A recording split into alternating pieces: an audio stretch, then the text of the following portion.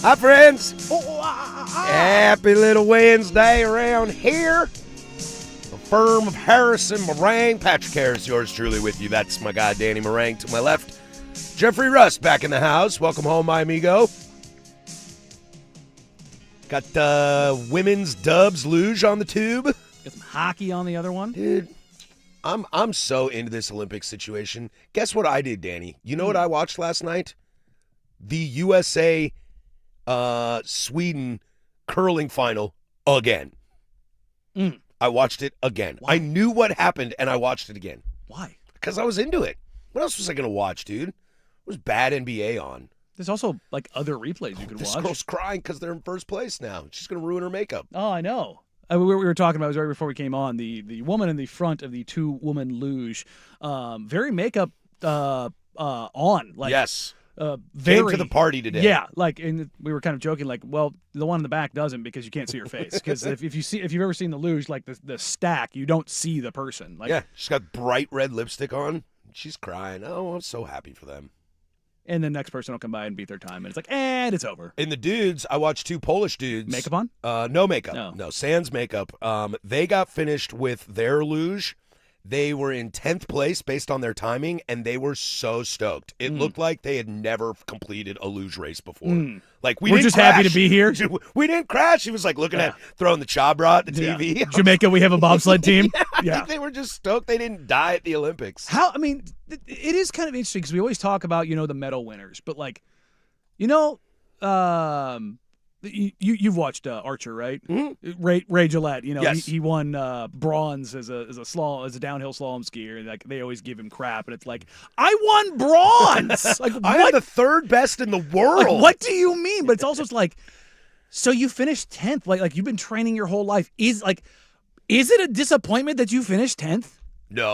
No, I think you're stoked. I think you're stoked that Like, you didn't crash. You didn't win a medal, but it's like you were in the medal round, you were in the final, and you're one of the 10 best on the planet. Yep. That's got to be pretty dope. I'm down. I'm super happy to be here. I guess that kind of defeats my argument every time that dude, the drug kingpin who finished 25th at the Olympics, the snowboarder, why do we keep saying Olympian? I guess he did finish 25th or 26th. Like, I guess you were an Olympian. And he did go on to become a pretty successful drug kingpin. I don't know if there's anything I am the 25th best in the world at. Sure, there's 24 people ahead of you. Yeah. But it's only 24 It's a short of list. 9 billion people. I mean, it's pretty dope when perfect example. Like, I use this workout app that, it has I want to say 10 million people on it. Okay. And it charts you and it stacks you up and like what percentile you're in for like what region you're in, like for what exercise it is, by how much weight you do, how many reps you do, and all those kind of things. And it's like, there are some things I'm like, oh, I'm in the 48th percentile in this.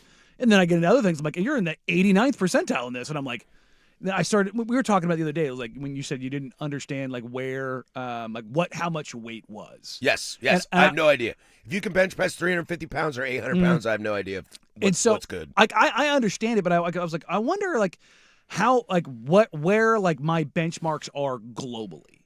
Like just based on like just, raw census kind of a deal. Like, I want to say it's something like less than 2% of the world can bench 225. You just want to go check yourself against Magnus Magnuson, do you? Yeah, no, it's like seriously, like, but that's the thing is like you get the Brian Shaws and the Eddie Halls and the Magnuses and those guys that are like quite literally the strongest humans on the entire planet.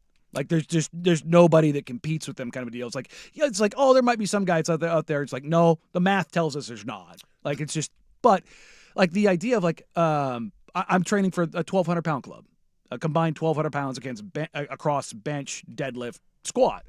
And my squat right now is at 415. And I'm like, okay, where does that stack up in the world? It's like, you're actually in like the 10th percentile. Like, not as in like 1-0, but like the 0.10. Because apparently most people in the world, number one, they don't train that heavy. But number two, it's like, that's actually a big number. And so you start thinking about like the guys that can squat like 800 pounds. And you're just like, Like, how many zeros do you have to put in that? Like, I think I've mentioned this on air before. Brian Shaw, who's won the world's strongest man a bunch of times, he's 6'8", like 440 pounds when he's competing. He did one of those, what do they call it, a DEXA scan? It's where they get like your entire body mass, bone mass, muscle mass, all of the things that go on. And when he was at his biggest, like I think it was like right after he was done competing, he weighed like 430 pounds. They found that like it was some 320 or 330 pounds of him was muscle. So even if you take away the 100 pounds of like, because you have to put on the additional support to kind of hold that, but it was just the idea of like, even if you strip away all the fat, this man is still 320 pounds of sheer muscle. And they found that his bone density, it was 1 in like 800,000, or I'm sorry, 800 million. So basically there's 6-7 people on the planet that have his bone density. 6'7". Oh, got it. No, we give him crap for that. Don't do that. Sorry, I blacked out and then I heard Don't 6'7". Don't do that. It's just that kind of stuff is always just so interesting to me. It's crazy, like, yeah. When you talk about like the scarcity of humanity and the things that kind of come along with that, it just always like, it's one of those things like when you look into the stars and your brain just kind of turns numb. You're like, that's really far away. How far away is it? Do you ever get that feeling? Totally. Like all the time. Like you think about like Alpha Centauri and how far away that actually is, and yeah, what the pillars? Oh God, the pillars, like that is the most unfathomable image in the history of mankind. It's pretty amazing. Like when you actually see it, you're just like, and the new web camera. Yeah. It makes it look even better. Yeah, it's just like the first one we had versus the new one we have. It's just like there's like layers to it, and it's just. That is the kind of thing that causes my brain to short circuit. And the planet that we live on is a tiny speck. And they like show how far away that actually is and how long it takes to light. This is like what you actually see isn't actually where it is, right? And like that kind of thing just causes me to turn to a puddle. I might be the 25th best whistler in the world. I'm a pretty good whistler. I don't know. But I don't know if there's anything else. Yeah, I don't know if there's anything else. Again, like top 10 in the world, top 25 in the world, man. That's pretty good number. What I always tell people is that I'm really talented at a lot of things that don't pay very well. Oh yeah. Yeah. I'm very good at a lot of stuff that you make no money off of. The school that I went to, the intelligence training, when you graduate, you get in the military we get the coins, right? Right. Ours says jack of all trades, master of none. Right. And it's like that's kind of been. But I kind of want to be a master of something. It is pretty dope.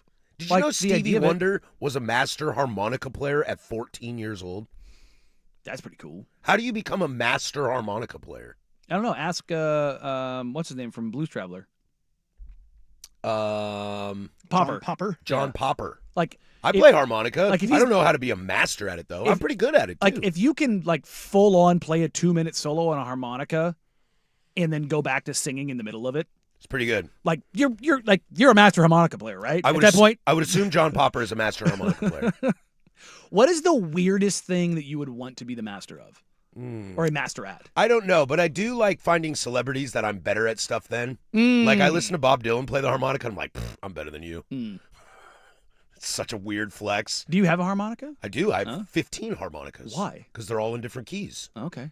I think a master harmonica player would be pretty awesome. That's and the cool thing about that one is because I can't do what Popper can do because he circular breathes. Yeah, and I can't do that. The other one is like that you could just pull out and just have it be like, oh my god, like anywhere. Like harmonica's a great one for that. The Mongolian throat singing. Have you seen those guys? Sure have. That is what like the first time I saw that. But there's more to it. Good, Russ. That was pretty good. But it's just like there's so much bass in it that it's just like, okay, number one, how did you discover you could do this? Number two, how did you train it? Number three, why? But also that's awesome. I think if I could be the master at something, I would want it to be something like outdoors. Like I'm the best kayaker in the world because then you would go to amazing places all the time. I think that would be fun. That's a fun one. Or the ultimate flex to like get girls or something. I don't know. I'm too old for that. I would say that doesn't sound fun. Yeah, that ship sailed long time ago. Yeah, I don't know. It's a great question. Master guitar player would like if you're talking about like. Can you play me some like Spanish classical guitar? Like, have you seen? I will take my clothes off. Have you seen the new school guitar players that do the thumping? No. So they'll actually like play Like slap bass style? kind of, but also they'll use a shape of a guitar, like certain hollow bodies and cutaways and stuff like that, and they'll like it'll be a hammer, but it's both on the neck and on the pickups, but also they'll like slap the guitar like a percussion instrument. And there's a Spanish dude who's just unbelievable at it. It's like Eddie Van Halen was the first guy to revolutionize tapping. Tapping, yeah. Like, he used to turn his back to the so audience. people couldn't see what he was doing. Yeah. Like he protected it like that. Pretty amazing. But it's like I love the evolution of instruments like that. The guitar's been around for I don't know, but 2,000 years, Something like that. something like that, in the form of a lyre, or you know what I mean, like. I always knew that I was never going to be a good guitar player because I just didn't have the manual dexterity for the frets. You know what I mean? I was like, if I was ever going to give guitar a try, it would have to be lap style, like old Jeff Healey. Oh, there you go, little slide. Yeah. Greg Allman. He's a Allman great did slide that too? guitar player, yeah. Robert Randolph. He's a modern day slide guitar player. Excellent slide guitar player. I've seen him many times. Very good live show. God, who's Bon Robert Jovi's Randolph and the Family Band. Bon Richie Jovi's? Sambora? Yeah, thank you. Yeah, he does a lot of slide too. Yeah, slide's cool. Yeah. This texter would like to master woodworking. Ooh.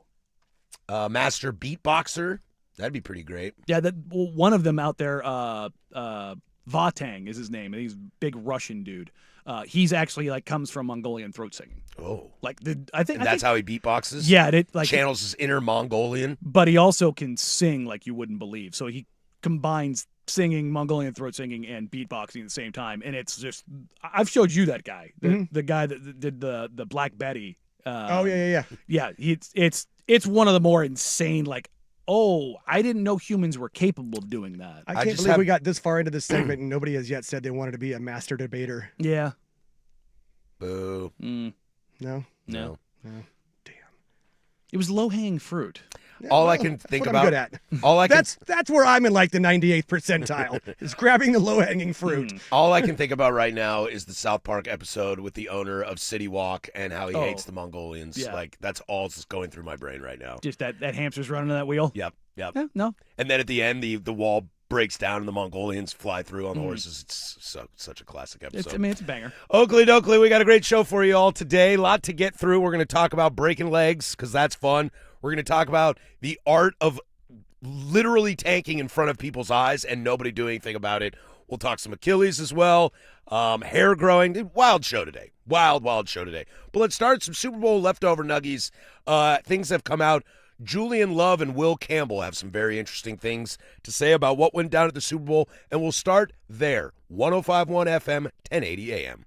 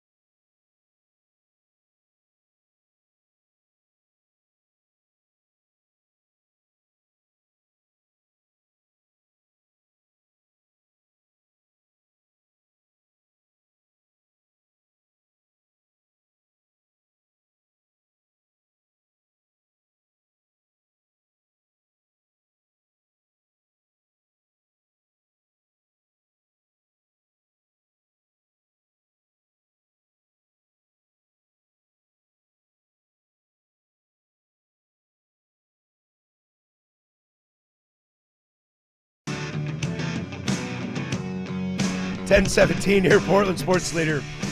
Don't you forget it, baby. We're live, as we always are, from the shadows of the historic Fremont Bridge. 503-864-6326 is the fan text line. Come hang out with us.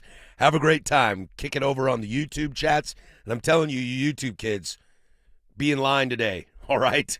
We're not going in the deep end again, all right?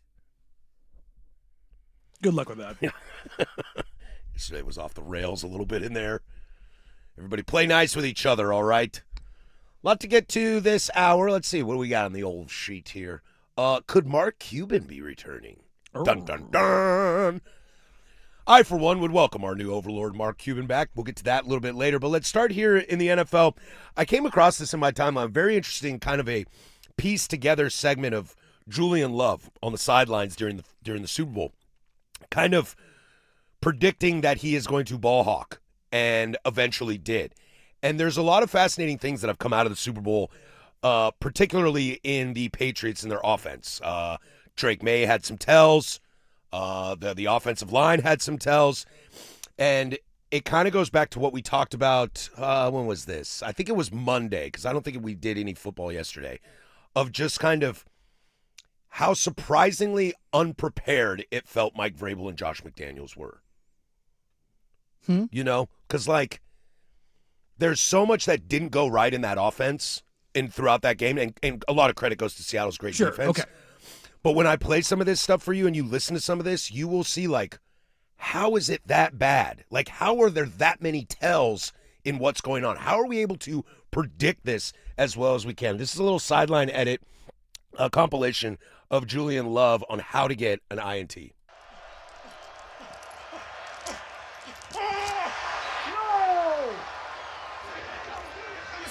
Yeah. That's all right, though. I'm going to stay patient. I'm going to give me one. Classic young quarterback. As soon as that back foot hits, he's going to where he wants, but he's pausing for a second to confirm that he's open. He's not a blindly do like Stafford. There's like a little hitch there. Okay. You can show you jumped that. May from the shotgun. 2nd down and 3. Steps up in the pocket, gonna let one fly down the seam, and it's intercepted! Julian Love! Julian Love is right where he's supposed to be at free safety. You knew yours was coming. I'm telling you. You've been in the right spot the whole time. How about a little pick in the soupy? Come on, dude. No, you love me. Holy catfish! Just steps on his back foot, and then he waits to see if the guy's open. He doesn't throw it blindly like Stafford. And I feel like on the surface that was kind of a shot at Matt Stafford. No. But it's not. It's Stafford. That was a shot at Drake May. But it's also Stafford It's expects lifting his him, guy to be where he is, Yep. so he throws it under the assumption that that guy's going to be there. The tells all over the place are absolutely fascinating as it comes out from this. There's another quote from Devin Witherspoon he revealed in a radio interview about Coach McDonald putting together the game plan. He says, quote, "I knew what was going on. We had a good tell on what they like to do and how they like to play and how they were going to attack us. Coach put us in the best position to win. That's our coach right there. That's why he's always standing beside him, blah, blah, blah, blah. We had a tell on their guards and their tackles, how they like to set. They're going to overset on certain rushes. They're going to fall for certain moves anytime a group of guys get after them. And today, I think we did that." And that's kind of what I'm saying here about Vrabel and McDaniels. Like, you guys are awesome, awesome coaches. One's the coach of the year. The other dude has rings. Yeah, if you're such an offensive guru, how do you allow that to happen? How did you miss this? Well, there's also the other part of this. Did you see the clip that Ted Nguyen had up as far as like why Drake May was so hesitant during the Super Bowl? No, I didn't see it. Basically, the Seahawks disguising of their coverages and what they were doing was elite. Now, that comes about because of the preparation, because of the understanding, and it's not always the how did you not see it? I think one of the biggest things in football, and I'll make the war analogy, is not what your opponent does. It's what you do. It's the self-scouting. Like one of the things that knowing your strengths, knowing your weaknesses. One of the things that we really changed when I was in the military was before GoPros became famous. we started running operations with these cameras on our shoulders called contour cameras. And they're probably half the size of a Coke can. Okay. They were like shoulder mounted. And it wasn't about what we saw from opponents, I'll use that word, enemies in engagements. Or I shouldn't say it wasn't only about that. It was about how did we enter rooms? How did we move through buildings? Where do we insert at? Where do we exfil at? Like, what could we do better? If we were the enemy, how would we attack us? And I'm not saying the Patriots don't self-scout, but for whatever reason, they didn't pick up on their cues. That kind of reminds me of why I've always been curious, and I know it doesn't work, and I know why it doesn't work, but wouldn't the best offensive mind also be an amazing defensive coordinator? And how you would attack? And, yeah, like how would I beat me? Yeah. And I'm sure most O corners and D coordinators think that. Like, this is my scheme, but if I were, like, where's the flaw in my scheme? Well, how would I attack what I'm trying to build? Yeah, exactly, exactly. It's working backwards with stuff like this is, number one, humbling. Number two, I think one of the most effective ways to go about it. But at the same time, as the offensive coordinator and spending as much time around your offense and not around their defense, you have an innate understanding and ability to recognize your own shortcomings that may or may not show up on film, or knowing that your quarterback is dinged up, or knowing that, you've got a running back who's really good, but he's kind of like, people think that he doesn't really like contact, but he really doesn't like contact. You know what I mean? Like those, like you have all of these soft. Said it all year long with Dante Moore. Like, he doesn't like getting hit. But like those are the things that are become intrinsic. That's the tribal knowledge that comes along with those things, or the corporate knowledge, whatever you want to call it. Everything that kind of comes along with that becomes, can you trust your own brain? You know what I mean? Then you start questioning things because it's not black and white. You're operating in the gray. And I think that the puzzle about that for me is the same like puzzle that I love about the NBA and development, the things that come along with that. I also love when these get leaked. I also love when these come out. I would love to see it more on the other side. You know what I mean? What do you mean? Like, I would love to like find out what McDaniels was saying during that game. What Drake made more mic'd up. Yeah, it's more of like, and I don't want it from the embarrassment standpoint, but from the process standpoint. Sure. We talked about this yesterday. The whole idea of like a coach and when they finally go back to watch the Super Bowl. Yeah, when it's your 6th 3-and-out in a row, and Drake sits on the bench, what does Josh McDaniels say? What is that discussion? What is that discussion? Is it what are you seeing? Be patient. Is it positivity? Is it breaking down film? Is it chewing your ass out? Is it Drake May going, look, man, I don't know what I'm seeing. Yeah. The game's moving too fast.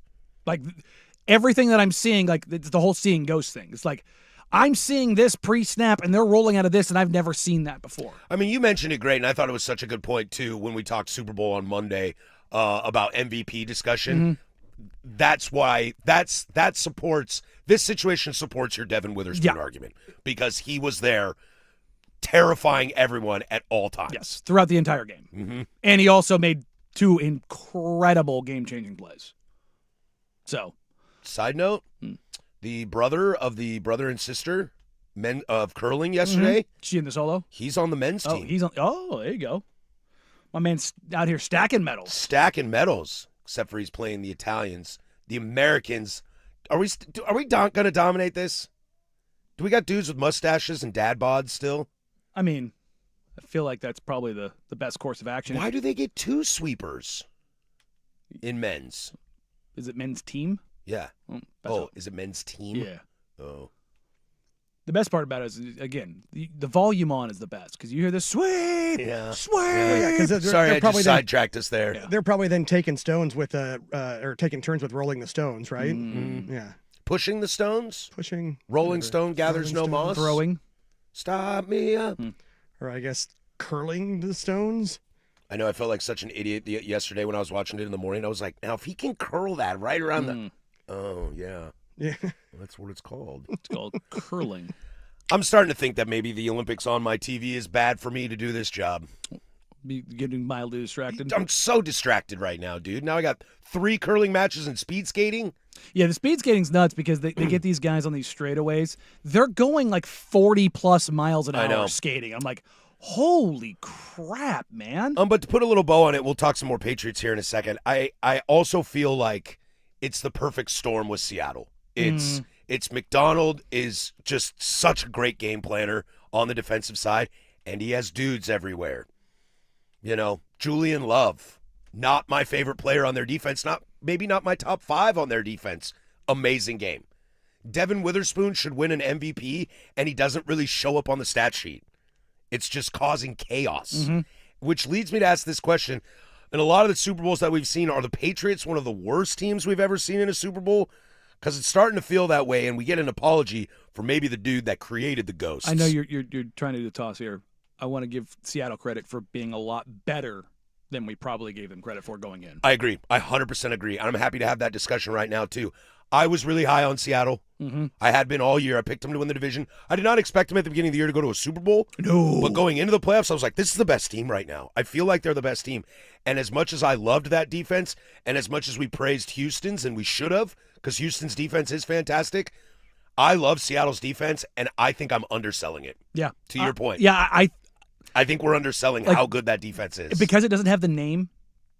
Because it is like there's not some trendy nickname to it. Well, not just that. There's no Ray Lewis. There's no Polamalu. There was no Ed Reed. Like again, maybe Witherspoon. Maybe this is his coming out party. Where Lawrence, Leonard Williams, great players, but who's the Hall of Famer? I mean, Leonard Williams is probably going to be maybe like his production. He's hilariously, he's the player that I thought he would be like coming out of USC. It was Richard Seymour. His career is almost exactly like Richard Seymour's now. It's like, have you seen DeMarcus Lawrence throwing shade at Cowboys too? Oh yeah, no, he's just like, I'm done with you. Yeah, he's like, Micah, I'm out of here. I'm gonna go win a Super Bowl somewhere else. Yeah, but I don't remember if it was with you guys or with Luke the other day talking about how there's not like that one dude on the Seahawks D, but they've got no one's bad. I think there was 4 different guys that had 6+ sacks. So, yeah, I mean, we talked about it with Oregon Ducks defense this year too. Great unit. There might not be, maybe it's Tuioti by the end of the year.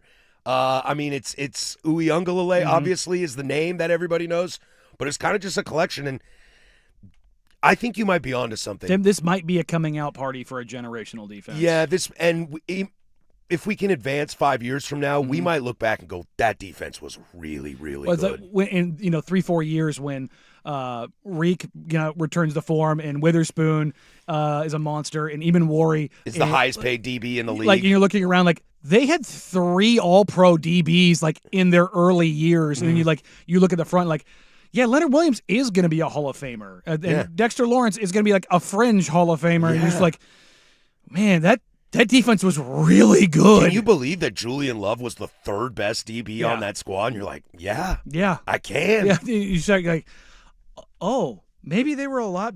I think there's going to be some revisionist history. I think you might be correct as well. But let's look at the current history, and that is the New England Patriots very, very doo-doo in that Super Bowl. Will Campbell, the left tackle, finally speaks out. We'll go there next. But first, the Kahuna with sports. I hear they got some tasty burgers. Now, from the George McCoy and Warren Allen Sports Desk, a Sports Center update on the Fan Sports Network, 105.1 FM and 1080 AM. First on The Fan, the Trailblazers look for their 4th straight win as they hit the road for the final 2 games before the All-Star break in Minneapolis to face the Timberwolves. 5 o'clock tip on KUNP. That is 2.2 on your antenna. Xfinity Channel 302 and 1016. Shaden Sharp still out with a calf strain. Anthony Edwards questionable due to illness. The Blazers are 5.5-point underdogs. The NBA has suspended Pistons forward center Isaiah Stewart 7 games for leaving the bench and fighting in last night's game against the Hornets. Center Jalen Duren suspended 2 games for starting the fight. Hornets forwards Miles Bridges and Moussa Diabate each got 4 games for fighting and escalating the altercation. Bad news for Diamondbacks and Team USA outfielder Corbin Carroll, who suffered a broken bone in his right hand. He'll need surgery and will miss the World Baseball Classic. His status for opening day is in doubt, and ESPN reporting the Giants hiring former Titans head coach Brian Callahan as their new quarterbacks coach and passing game coordinator. Callahan also interviewed for the offensive coordinator spot in New York, but that went to former Bears head coach Matt Nagy. More sports scores and stories in 30 minutes. I'm Jeff Rest from the George McCoy at Warren Allen Sports Desk. Hurt and missing work, insurance companies acting like jerks. Don't call your mom. Call George McCoy at warrenallen.com. Your home for Seahawks football, the Fan Sports Network, 105.1 FM and 1080 AM.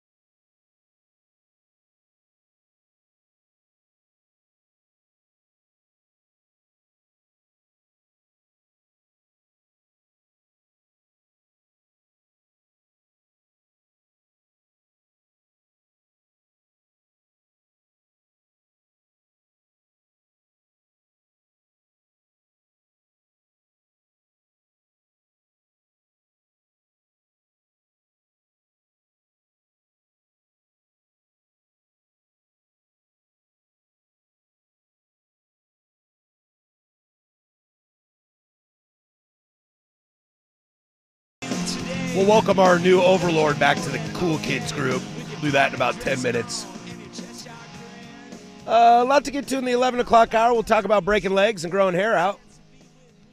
Also, have you seen how much debt Penn State is in due to their stadium renovations?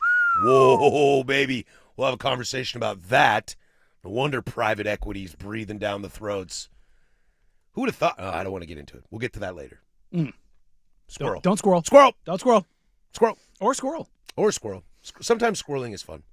The main culprit of the New England Patriots loss, or at least the one that everyone is blaming, God, it would suck to be Will Campbell right now. Mm-hmm. It really would. I feel for the guy. It sucks. Let's be clear. Will Campbell is not the only Patriots offensive lineman who got his ass kicked. That's the truth. That's the truth. It's just all of them. Now, being the left tackle, you're going to stand out, and that's part of the top 5 pick. Yeah. That's part of the... It's like when you lose, quarterback's got to go to the podium. Right. And Will Campbell decided not to go to the podium, but he did finally speak, and he apologized for not. I apologize about the other night not being available to talk. Just had a lot of emotions. Obviously going after tough loss, long year. I just wanted to make sure that I had my head on properly before I said anything. I didn't want to say anything that I didn't need to say. And I know that can happen, especially with myself, whenever there's emotions involved. So just wanted the night to sleep on things. I was picked high, paid a lot, so people expect a certain thing, and I expect more of myself. So whenever I don't perform, I don't expect, everyone to be like, it's okay, buddy. Obviously it sucks, but it doesn't suck for anyone more than it sucks for me. It obviously wasn't 100%. I don't think, when you tear a ligament in your knee, it's not going to be how it was before. But I was healthy enough to go, and, I'm not going to say that it held me back, but, yeah, it wasn't the same as it was before, obviously. Yeah. First of all, his draw is awesome. I was just say, number one, he sounds like a 60-year-old Louisiana man. Go Tigers. Just an incredible voice. Go Beavers. Number two, I do want to give him respect for having the foresight to not go up there, but that comes with a caveat. The requirement and the ask, I would not be surprised if he got fined by the NFL for this. Probably. You have to make yourself available. You have to make – people are like, that's not the deal. Like, if you're just saying that, shut up. I'll just say that, number one. That's the ask. That's the job. Mm-hmm. It's literally written in the CBA. Mm-hmm. Like, that's the media. And I know we're a part of that. I'm not saying this to be pretentious.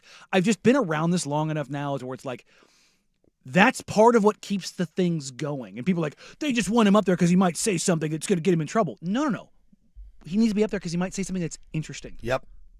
Yep. Because we want the thought in the moment. And we don't want the well thought out. We can get the well thought out later. There's always time for the well thought later. We want the initial reaction. We want the heartfelt moment.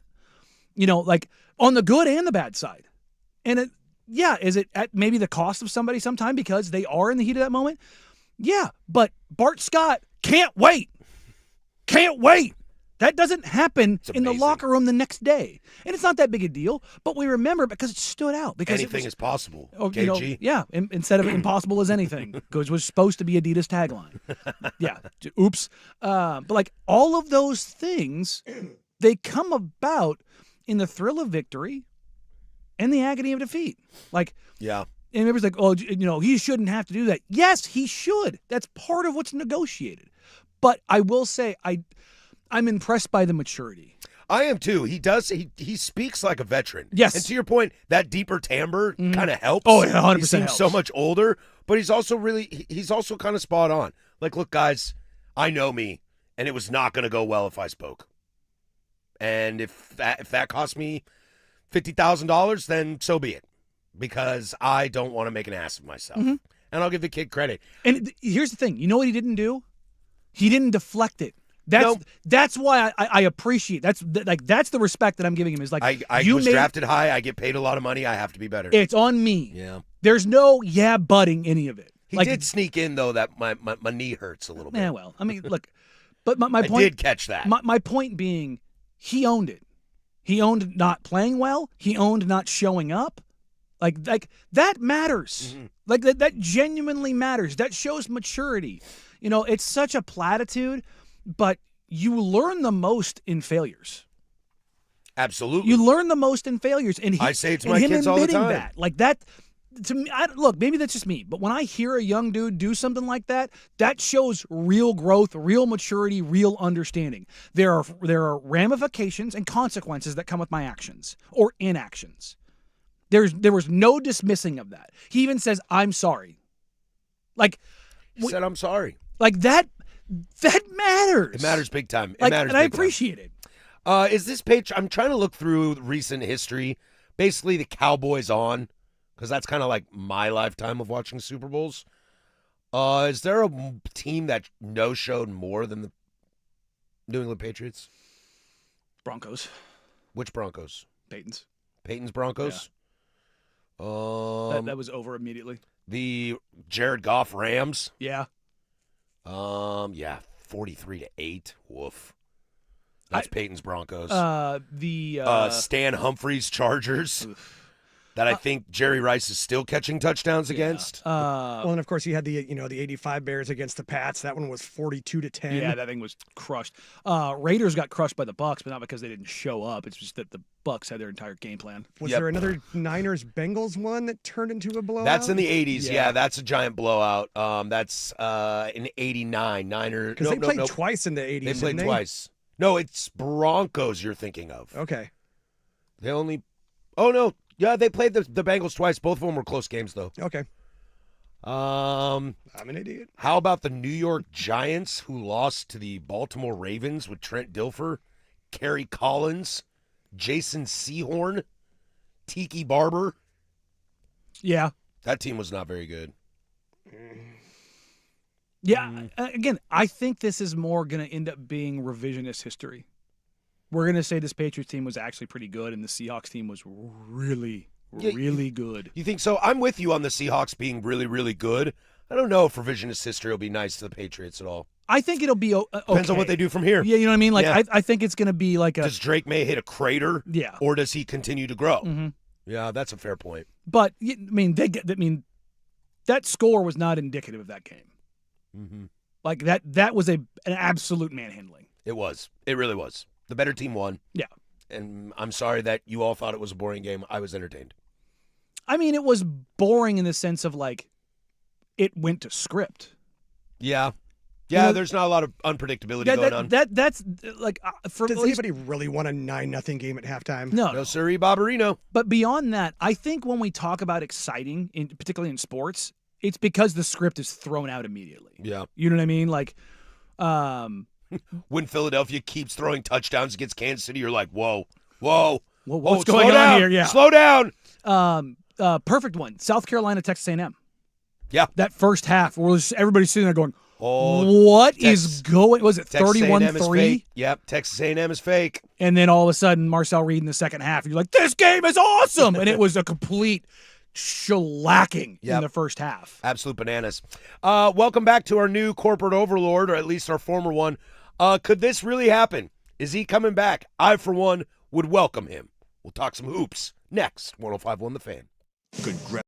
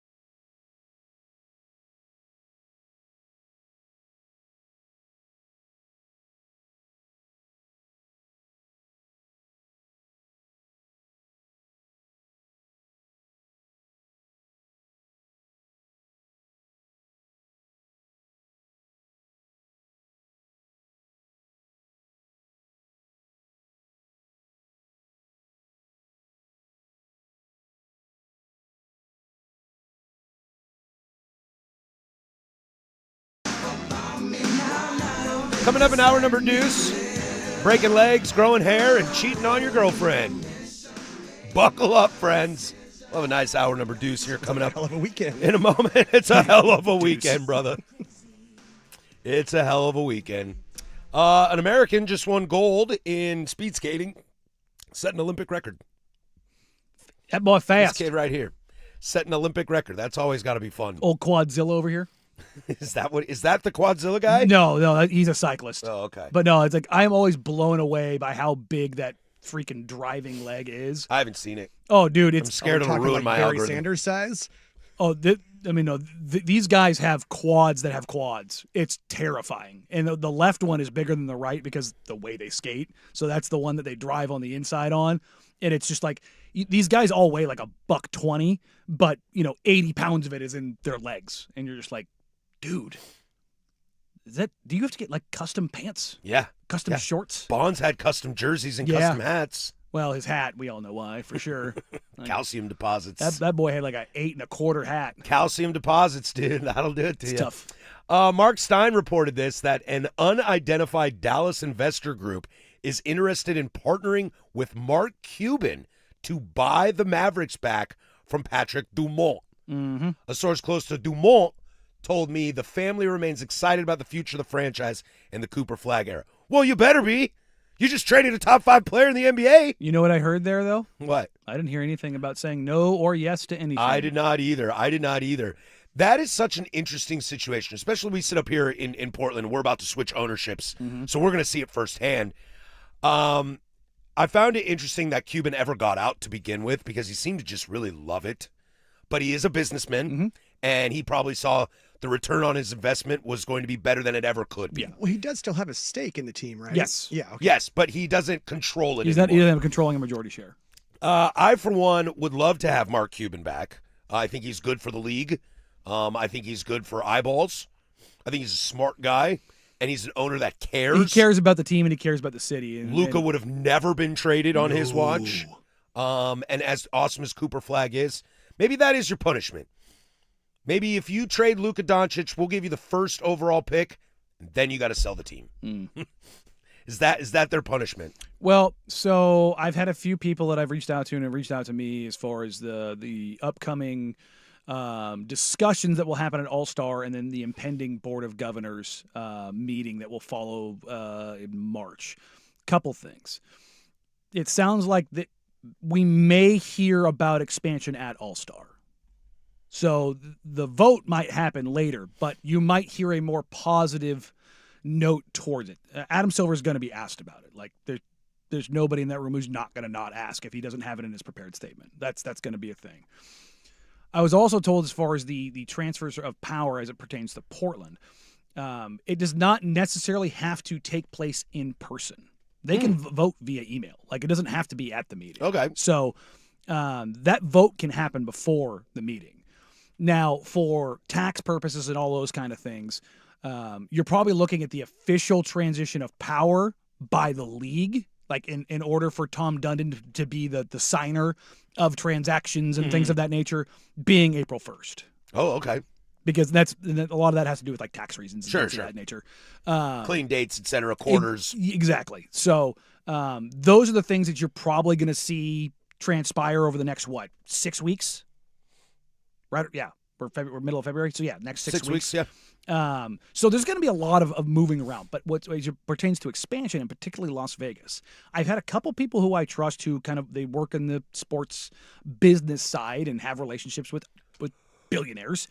There is a thought that the Adelson family has garnered enough support and has more money. And even though they completely screwed up and may not have the goodwill of the Mavs fan base, city, all those kind of things, that if they were indeed to sell back to Cuban, they would surpass the supposed or presupposed ownership group that is headed for Las Vegas. That would be the Fenway Sports Group. And wasn't there talk of potentially moving the Mavericks to Vegas? That was never going to happen. Unless they get a casino? Yeah, that was, again, leverage plays. but Yeah. everybody knew that a team was coming to Vegas.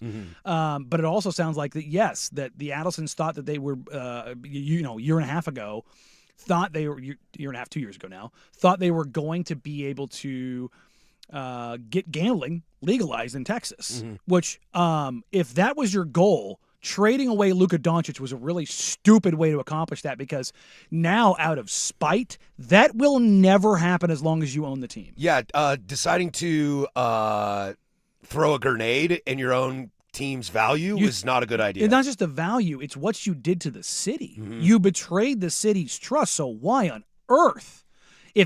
Especially in that city where they already have to deal with the Cowboys and that S show, to rip that out from them is really, really tough. And it's not so much the legality of it all, the politicizing of it all. You managed, this is the same thing with the Blazers, why it doesn't matter if you're red, blue, purple, whatever, politically, that in the greater Dallas area, which is still mostly red, but both political sides, it crosses all boundaries, all genders, all races, all ages. They hate you. They hate you. Everybody hates you. They have like a 0% approval rating. Everyone hates the Adelsons and Patrick Dumont. Like, it's unanimous. You managed to galvanize an entire city, an entire market against you. So any of the other things that you want to accomplish alongside, like getting gambling legalized, building a casino, getting an arena that has like the entertainment district with a casino attached, that's gone.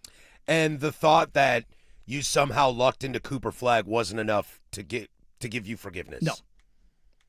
So, but in Las Vegas, guess what hurdles you don't have to overcome, and guess where the Adelsons are from? Yeah. I would love Cuban back. I think it would be a lot cooler. I would be interested if they did sell, if they would have to sell it at a loss. You can't tell me the Mavericks are that much more profitable now. It won't be, but it's not about profit. Yeah, that's it's about true. Value of it's franchise. just about value, and values continue to go up. I would imagine it's probably like another $500 million. Like, you get whatever the stake was, you get a fifth of a bill on top of that. You get another $200 million. Did his alma mater, IU, winning a natty spark the life back into him? Probably didn't hurt. I want back in this. Probably didn't hurt. Well, you should have never left in the first place, amigo. We liked you. Well, I mean, when you're looking at, what did it sell for? 6.5? It was 6 or 6.5 billion. I mean, his return on his investment there is pretty bonkers. Yeah. Because he bought the team relatively inexpensive. I wonder why Cuban doesn't just go somewhere else, I mean, I know he loves the Mavs in Texas, obviously, for great reasons. But yeah, that ship already kind of sailed, amigo. Good God. Cuban paid $285 million in 2000 for the majority share from Ross Perot Jr. And what did he sell it for? The valuation was $3.5 billion in 2023. But that's his majority stake, Sure. not the entire team. Yeah. His majority stake was $3.5 billion. Yep. Wow. And he maintains a 27% stake in the team. So with that, he can. So in 2023, he sold a 73% controlling interest. I also find it interesting. I love that last points this out on the YouTube chat. Am I the only one that thinks Vegas, with all four major sports, isn't going to be a good fan base? Just going to put people on vacation? Absolutely, dude. Absolutely, man. I don't. I do. If there's the Vegas A's, dude, go watch my team in Vegas. Well, I mean, yes, there's a Vegas basketball team. I'm going to go watch the Blazers play. If they do one of those, like Memphis just came to town and played 2 games in a row, and it's in Vegas. I mean, we're going to Vegas. I thought you were saying like fans aren't going to show up. I was just like, no, fans are going to show up. But I think the point is that they're not going to be fans of that team. They're going to be fans of the traveling team. Raider games are already experiencing that. Are they? Yeah, but I wonder what Golden Knights games are. Oh, nothing. That is a diehard. Okay, that's a true Vegas. That's fan one base. of the you cannot go. I mean, you just went down there. Did you not notice how many license plates are Golden Knights license plates? Oh yeah. That is their team. They won a cup. That helps. Winning helps. First year, right? Yeah, that helps. Second. Was it second year? I think. Okay. Yeah. But they that team has died in the wool, Vegas, and that's the other part of it. Like, the Raiders are not a team. The A's are not a team that was born in Vegas. That's a good point. That's a fair point. Look, they love the Aces. They love the Aces. I would love the Aces too. They got chips. Again, born. See what I did there? Born in the city, winning titles. Those things matter. Yeah. Yeah, that's a fair point. I went all Chauncey there. Just let the chips fall where they will. In Vegas. Left days. All right, we come back. Let's get into hour number deuce. We're going to learn about broken legs here. Since we're all armchair experts now, chat a little bit about the Olympics and old Lindsey Vonn and RIP to her career. Loaded second hour. Don't go anywhere. 105.1 The Fan. Did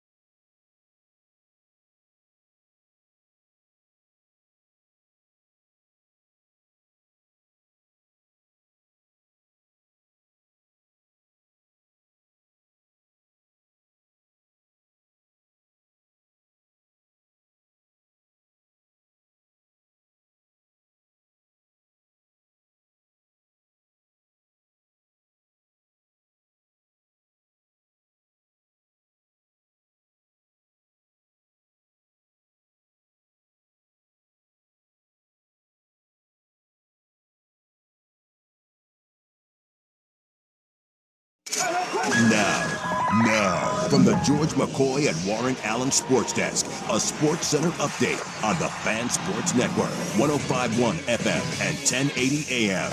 Jeff Rust here with your Sports Center update. First on The Fan, the Trailblazers looking for their fourth straight win as they hit the road for the final two games before the All-Star break in Minneapolis to face the Timberwolves. 5 o'clock tip on KUNP. That is 2.2 on your antenna or Xfinity Channel 302 and 1016. Shaden Sharp still out with a calf strain. Anthony Edwards is questionable due to an illness. The Blazers are 5.5-point underdogs. The NBA has suspended Pistons forward center Isaiah Stewart 7 games for leaving the bench and fighting in Monday's game against the Hornets. Center Jalen Duren, he got 2 games for starting the fight. Meanwhile, Hornets forwards Miles Bridges and Moussa Diabate each got 4 games for fighting and escalating the altercation. Bad news for Diamondbacks and Team USA outfielder Corbin Carroll. He suffered a broken hamate bone in his right hand and will need surgery. He will miss the World Baseball Classic, and his status for opening day is in doubt. Met star shortstop Francisco Lindor, he'll have surgery on a broken hamate bone in his left hand. The team, though, is optimistic he may be ready for opening day. And Orioles second baseman Jackson Holliday, he will also have surgery to repair a broken hamate bone in his right hand and will miss opening day. More sports scores and stories in 30 minutes. I'm Jeff Rust from the George McCoy at Warren Allen Sports Desk. Hurt and missing work, insurance companies acting like jerks. Don't call your mom. Call George McCoy at warrenallen.com. The home of prime time with Isaac and Sue. Weekdays 3 to 7. The Fan Sports Network, 105.1 FM and 1080 AM.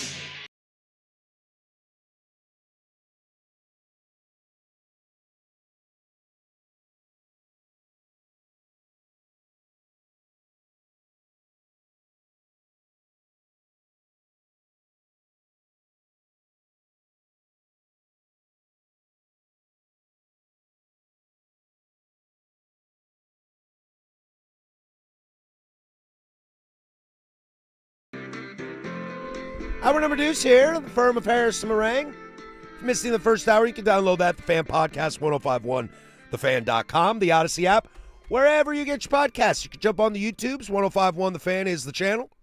If you missed the Sunrise Guys this morning, if you're not going to catch Primetime Live, check that out on the YouTube or the Odyssey app. Rewind, fast forward, except for in the future. That'd be impossible. Coming up this hour, I have a feeling I know why private equity is coming. I just didn't expect it for this in college football. Hair growing until you win. Poor kid yesterday had the chance of a lifetime to finally cut his hair, and that fell short. Makes me want to ask you, Danny, what you're willing to do for your team. And then web gems, of course. But let's start here in the Olympics. Again, we have a lot of catch-up to do after the Super Bowl obviously dominates everything over the weekend, but the Olympics were still going on. And maybe the most, talked about, controversial, I don't know if that's the right word, but definitely popular Olympic athlete of all time in Lindsey Vonn. Lindsey Vonn broke her leg after already tearing her ACL. The reports, I watched it on TV, but you couldn't hear anything, but I am told the BBC broadcast of Lindsey Vonn in her Olympic run, when she broke her leg, you could hear her screaming brutally in pain, and that was edited out in the American broadcast. That's wild. Cowards. I don't need to hear her screaming in pain.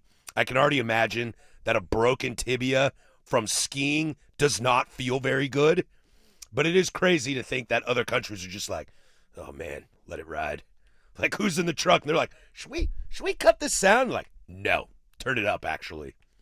It's wild to me. Well, I mean, things are going to happen when you don't have an ACL. And this is the thing. Keely Cashman, who's one of the American speed skiers as well, she's kind of a teammate of Lindsey Vonn, says it twists your body around. It has nothing to do with her ACL and nothing to do with her knee. A lot of people are ridiculing that. A lot of people don't know what's going on. I'm not sure why they have so many opinions about it.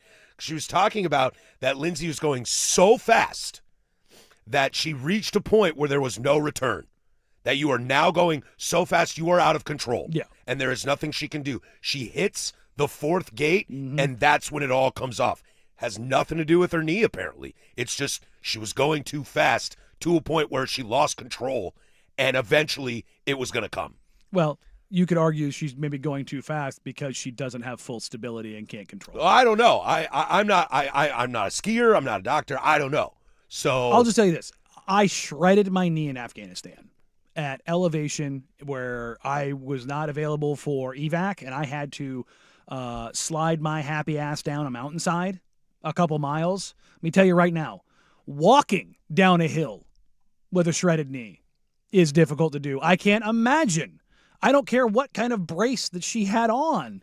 Skiing at probably like 90 miles an hour on ice is going to do to you. And if you crash, you're going to break your leg. Yeah, because guess what? The reason you tear your ACL, the reason you tear your MCL, your meniscus, and everything else, that tears before the bone goes. Right, but as the YouTube's point now, and this is what this Keely woman is saying, that she didn't break her leg because of the knee. She was in the air when she hit the gate, and that caused her to crash. Yes.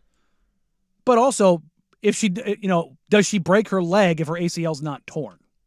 Does her leg catch differently? I think what Cashman is trying to say is that it had nothing to do with her knee, and she clipped the gate. And I'm not talking about. I'm talking about the actual injury itself. Prevented her from hitting the gate. Would she have just no? The gate. Throw the gate out. But that's what happened. I'm saying throw the gate out. Don't start yelling at me. Throw the gate out. If let's say she's 100% healthy and the same exact thing happened and she lands and she tears her ACL. Okay. I'm saying that her ACL may or may not have impacted the hitting the gate. I'm talking if she may have just torn her ACL when she hit the ground instead of having a gruesome leg fracture. Or she could have done both. But that's what I'm saying is like that's the part about this. Like, look, man, if you're doing something that's incredibly dangerous, which it is, it's a high speed, high impact sport.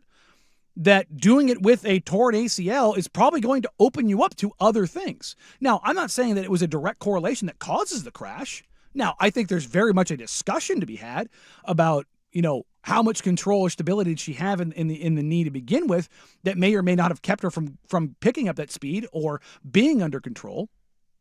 We don't know those things. But why are we, and I mean the collective we, why are we so critical of Lindsey Vonn skiing despite having I'm not. a blown ACL? I'm not. Why I didn't say you, but I like the collective group. Yeah. Like, why is this a topic? Like, why, to Cashman's point, she's like, I don't know why everybody has an opinion about this. No. She crashed and broke her leg. Yeah, that's where I'm at with this. Like the whole idea of like, she shouldn't be up there. It feels like people secretly hate Lindsey Vonn, and I have no idea why. I don't think it's secretly. But why? I think she's pretty? I mean, that's part of it. She's been in the cultural zeitgeist. But American athletes that are Olympians, like, we do this all the time. They're always good looking. Dated Tiger Woods Yeah. at maybe not the best spot in his life. Yeah. Fair. Boy, Tiger has a type. Not that that's her fault, but He does. Yeah, He does. Tiger's got a type. He's got a They type. all look the same. Yeah. Yeah, I never understood. They I all never, don't look like his wife. I never understood why she's so polarizing, controversial. I think she was kind topical. I think she was just very tabloid heavy there for probably a half decade or something. I've never. You just kind of get tired of it. Yeah, number one, I've never had any issue with her. Number two, I didn't She's care. hot. Not only that, I never cared that she was doing this. Like, because they're not going to let her go do this if she's not capable. You know Also, what I mean? who Like, cares if she has to walk with a metal robot leg for the rest of her life? It's That's- the Olympics. not only that, we she- started the show with this. this is the decision that you make. I crashed, and it made me finish last place of the best 16 downhill skiers in the world, Mm-hmm. Craig. Yeah, I'll put my body on the line for that. And she had done runs before this. So She this said was the knee was good to go. Yeah. So like that I'm just talking about the injury itself. People are like, the ACL caused the crash. I don't know if we can make that assessment. Yeah. Now, I think it's a fair question to ask, like the stability and control, and that did that contribute to her being out of control and having too much speed in that turn and coming down the hill that way? I think that's a fair discussion. Probably, yeah. But I like, don't ski enough to know, No, but but I think it's fair. my whole part of it is like the actual injury itself. I'm like, the injury might be worse because she did not have an extra layer of shock absorption. Like Yeah. her leg may have gone a little bit further. She may have landed more awkwardly or something along those lines. And I think when you're talking about it in that perspective, I think that's totally fair. Mm-hmm. Because, and again, that's a decision that she and Team USA Skiing made. And Like, I'm here for it, No, honestly. look. Go for glory. this is your last Olympics. Yeah. This is your last opportunity. If you want to go through what is going to be an excruciating rehab recovery period, it's probably going to suck a lot, but you want to do this because this is your last hurrah and you didn't want to, go to your deathbed not having done this. Go with God. I got no issues with that. Yeah, I wonder, too, what makes her so polarizing or topical. However, I still haven't found the correct word to describe why we're fascinated with Lindsey Vonn is, if Lindsey Vonn is floating between third and sixth place in every race, that's less exciting. But if it's either gold or airlifted from a broken tibia, that gets eyeballs. Again, that gets eyeballs. throw the script out. Yeah, because then you start saying she's either going to win gold or she's going to die. Yeah. And that is must-watch TV. Yes. And then, and guess what? She died. Well, not really, not really, thankfully. yeah. But she did. Rhetorically. She did. I wonder. Metaphorically. I wonder. She'll probably do TV stuff in the future. Oh, for the I would Olympics. imagine I'm sure. she's 100% on that desk. If she didn't have surgery and this wasn't such a hot topic of goss, she'd probably be on TV right now because her event's over. The good news is I'm sure there's probably a lot of good surgeons in the Swiss Alps. Yes, I bet you she did just fine. It'll be interesting to see what she looks like in a few years when it comes to like walking. Like, what's Lindsey Vonn in 20 years? What she looks like. I'm going to assume she's probably still pretty attractive. Still pretty hot? Yeah. But what does it look like when she walks at 60, in 20 years? Well, I mean, I think that was going to be the case anyways because she had already just shredded Like I life. said last week, me and Lindsey Vonn, man, we're twinsies. We both had 9 knee surgeries. Ugh. I'm 40, or God, I'm 40. I'm 41. Guess how I walk? Yeah. It ain't great, dog. It ain't great. I have to see it every day. I think Lindsay's the same, isn't she? Is she 41? I think she's 41. Yeah, so Nice. So, hey, Twinny, how you doing? Well, welcome to hell. Lucky you. You get to twin with Lindsey Vonn. All right. Does that mean like half the year I trade out Lindsey Vonn for you? There you go. Lindsey Vonn can do this show Yeah. whenever she wants. Open invitation, Lindsey. Open invite. I know you're listening right now, recovering in a hospital room. We'd Probably be happy to have you. in a private hospital in the Swiss Alps. Some gorgeous place. Oh, I bet you it's probably just surrounded pristine. by male nude models Yeah, that her just recovery wait room on is her. probably bigger than my house. Yeah. Anytime. It's good to be the queen. Anytime, Lindsay. Come on down. When we come back, I think I've got an idea why private equity might be sneaking its way into college football. As Penn State released, I owe a little bit of money. Can I write an IOU? That's next on The Fan.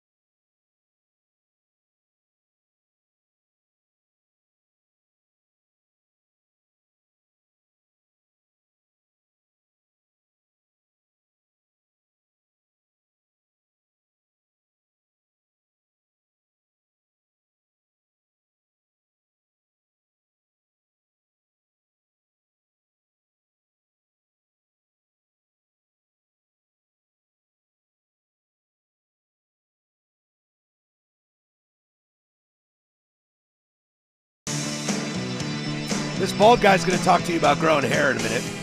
Because why not? You? I know all about growing out hair. As I said earlier, I used to grow my hair out really long. Then I would shave it down to the studs. And one day when I shaved it down to the studs, there were parts that didn't grow back. That was quite alarming. So now we live in the bald world. It's tough out here. By the way, can I give a shout out to this new lid I'm rocking today? It's Very a banger. happy about it. Very happy about it. Do you want to tell people what it is that aren't watching on YouTube? Oh, yeah, sure. Good point. I went into the brand man's office and I was like, I don't have it. He was like, what's up? I was like, nothing. I just want to brag about my sweet new USA World Baseball Classic hat. I think the logo's really dumb, but boy, it feels nice. It's my first like stars and stripes situation. I don't really rock like USA gear. I don't really have anything that's USA gear of anything. But then I also looked at some USA men's basketball throwback hats, and those, my friend, might be the next purchase. Yeah. USA basketball is banger. Well, I mean, the Dream Team Dream from Team era 92. is just... Yup. Very excited turns about out we did all of our logos and word marks and everything in fonting from like the mid-'80s to the mid-'90s pretty much better than we've ever done it. Yeah, that's true. That's true. You don't have to change perfection. No, you really don't. You really don't. You can just ride with it if you want. This came across my timeline the other day. Did you know that Penn State last year, they had a debt in the fiscal year of $163.1 million? This year, $534.7 million in debt, mostly due to a $700 million stadium renovation of Beaver Stadium. First thing that popped into my head was exactly this. No wonder you want private equity, because you want that money up front so you can do stuff like this and not have articles come out and say that you're $550 million in debt. You're broke. Yeah. And I get that you want to renovate your stadium and it costs money. I know that the Pac-12 network deal got a lot of money into Washington State to do some renovations at the stadium, and Martin Stadium is better than it's ever been now. So I get that. But maybe that's what's making this more dangerous, is you're trying to pay off debt with future debt. No, I don't like that, man. It makes me really cringy. And I think if I'm a Penn State fan, I think that scares me a lot. I mean, their assets grew 8.6%. They are worth $22.5 billion. So they're fine. Yeah, they're fine, but I mean, you're still gonna get rich people coming in to, like, they smell blood in the water. Oh yeah. And they're like, oh, you're willing to go $500 million in debt? What if you're $2 billion in debt? Okay, but think about this for a second. So if you're worth, let's just round it out to $20 billion. Okay. If your net worth, I love round math. Yeah. If you're worth $20 billion and you have $500 million in debt, do the math on that. Flat. It's a 40th. Yeah. That's So nothing. that's nothing. That's Yeah. nothing. When you're talking about your debt to net worth ratio, like that's nothing. But how do you end up paying it off? I mean, I'm sure you're not paying, $500 million up front. No. So you're structuring it out. Some credit. They got a credit union in State College? I would imagine that's probably what they. I bet you they bank with someone larger than a credit union. Well, I mean, in that's a State credit College. union, but like. I'm going to go with dudes named like JP. Yeah, you're working in like, because it's guaranteed, and because it's a public institution, the money's going to be guaranteed because you can't get the loan necessary to do that in order to facilitate that kind of money going out without having the assets behind it.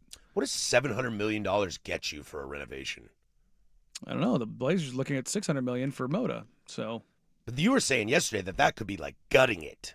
I mean, yeah. I mean, that's major overhaul. I don't know if they gutted Beaver Stadium. They ripped out a portion of it. But I have to imagine $700 million goes a long way. It also, I mean, it's also, you talk about the difference in size. Moda's under, 20 full capacity, where Beaver's 108,000?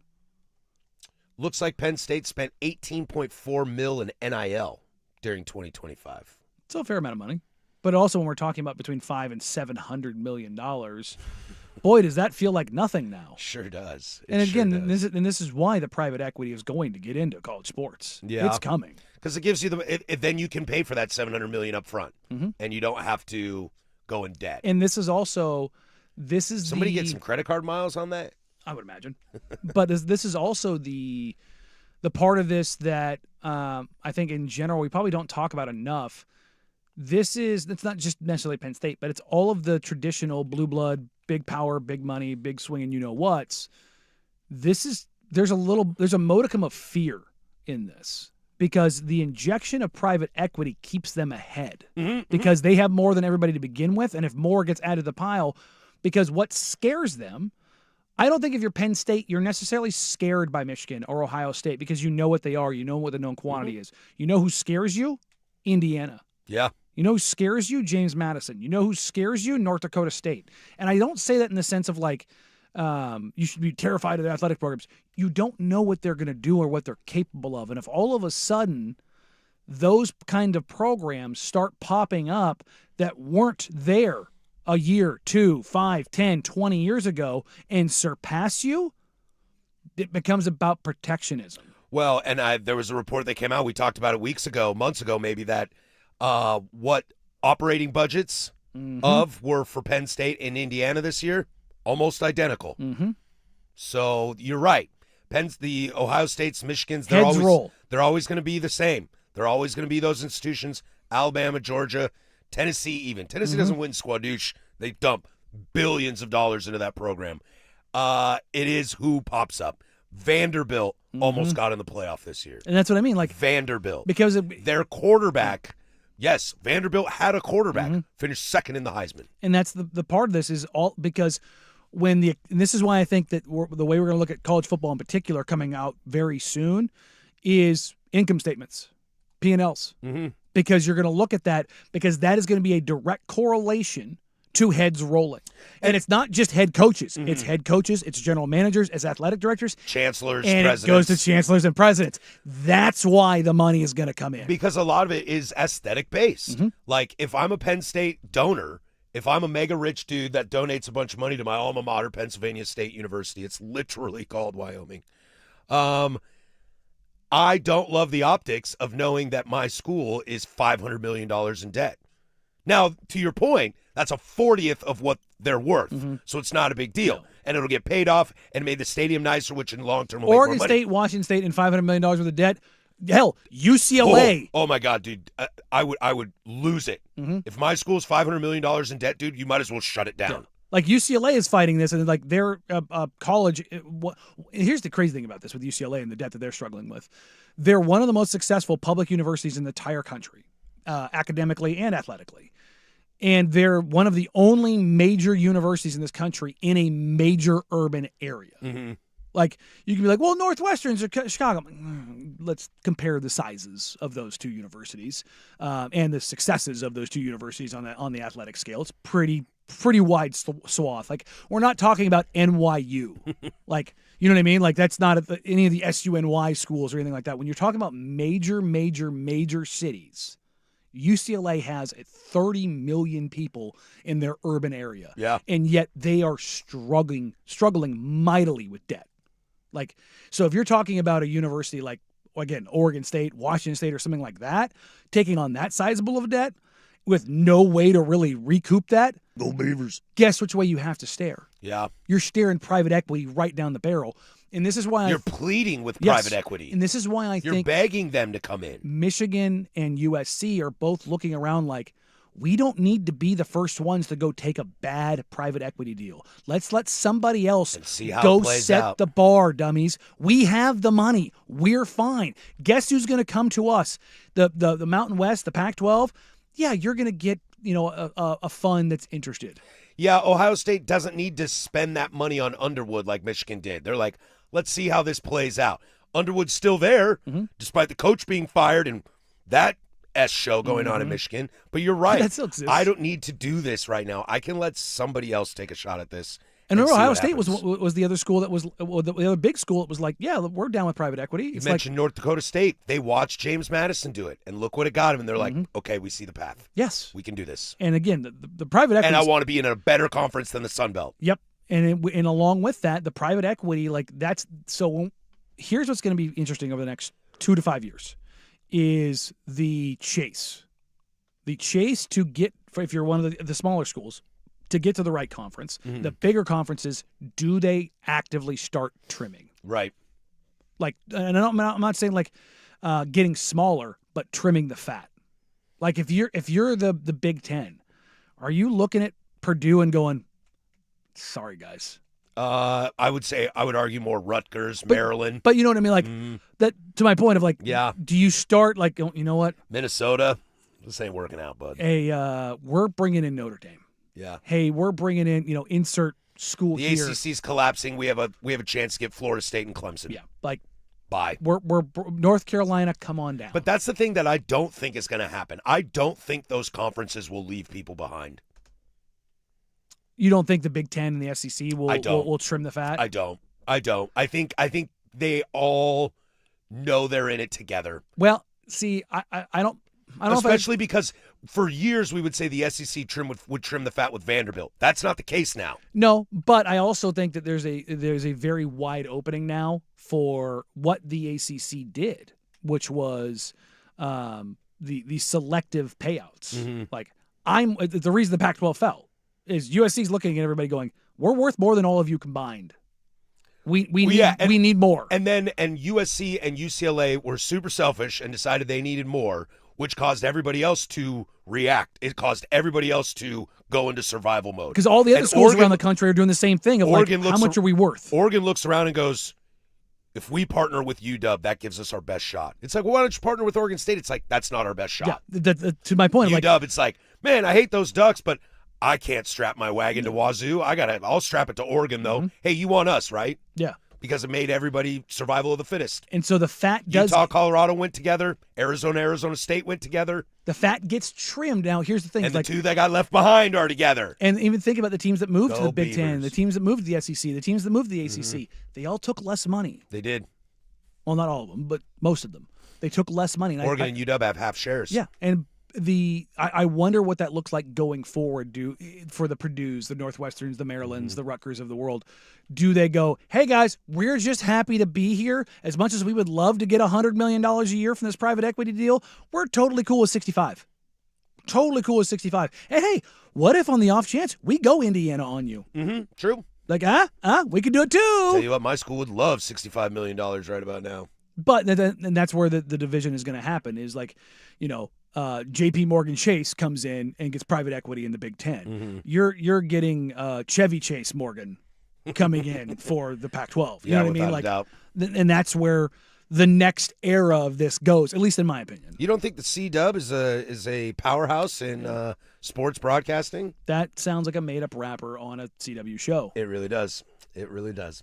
When we come back, there's a funny story from across the pond, which makes me ask, what would you be willing to do to get your team out of a rut? We'll go there next, but over there, that's the Kahuna with sports. That's that Hawaiian burger joint. Now, from the George McCoy and Warren Allen Sports Desk, a Sports Center update on the Fan Sports Network, 105.1 FM and 1080 AM. First on The Fan, the Trailblazers look for their fourth straight win as they hit the road for the final two games before the All-Star break in Minneapolis to face the Timberwolves. 5 o'clock tip on KUNP, 2.2 on your antenna or Xfinity Channel 302 and 1016. Shaden Sharp still out with a calf strain. Anthony Edwards questionable due to illness. The Blazers are 5.5-point underdogs. The NBA has suspended Pistons forward center Isaiah Stewart 7 games for leaving the bench and fighting in Monday's game against the Hornets. Center Jalen Duren suspended 2 games as well for starting the fight. Meanwhile, Hornets forwards Miles Bridges and Musa Diabate each got 4 games for fighting and escalating the altercation. Over in baseball, bad news for Diamondbacks and Team USA outfielder Corbin Carroll. He suffered a broken hamate bone in his right hand and will need surgery. He will miss the World Baseball Classic, and his status for opening day is in doubt. Orioles second baseman Jackson Holliday will also have surgery to repair a broken hamate bone in his right hand and miss opening day. And Mets star shortstop Francisco Lindor will have surgery on a broken hamate bone in his left hand. The team is optimistic, however, that he might be ready for opening day. More sports scores and stories in 30 minutes. I'm Jeff Rest from the George McCoy at Warren Allen Sports Desk. Hurt and missing work, insurance companies acting like jerks. Don't call your mom. Call George McCoy at warrenallen.com. Sports Sports Saturday with Joe Fisher and Rashad Taylor. Saturday mornings at 9 on the Fan Sports Network, 105.1 FM and 1080 AM.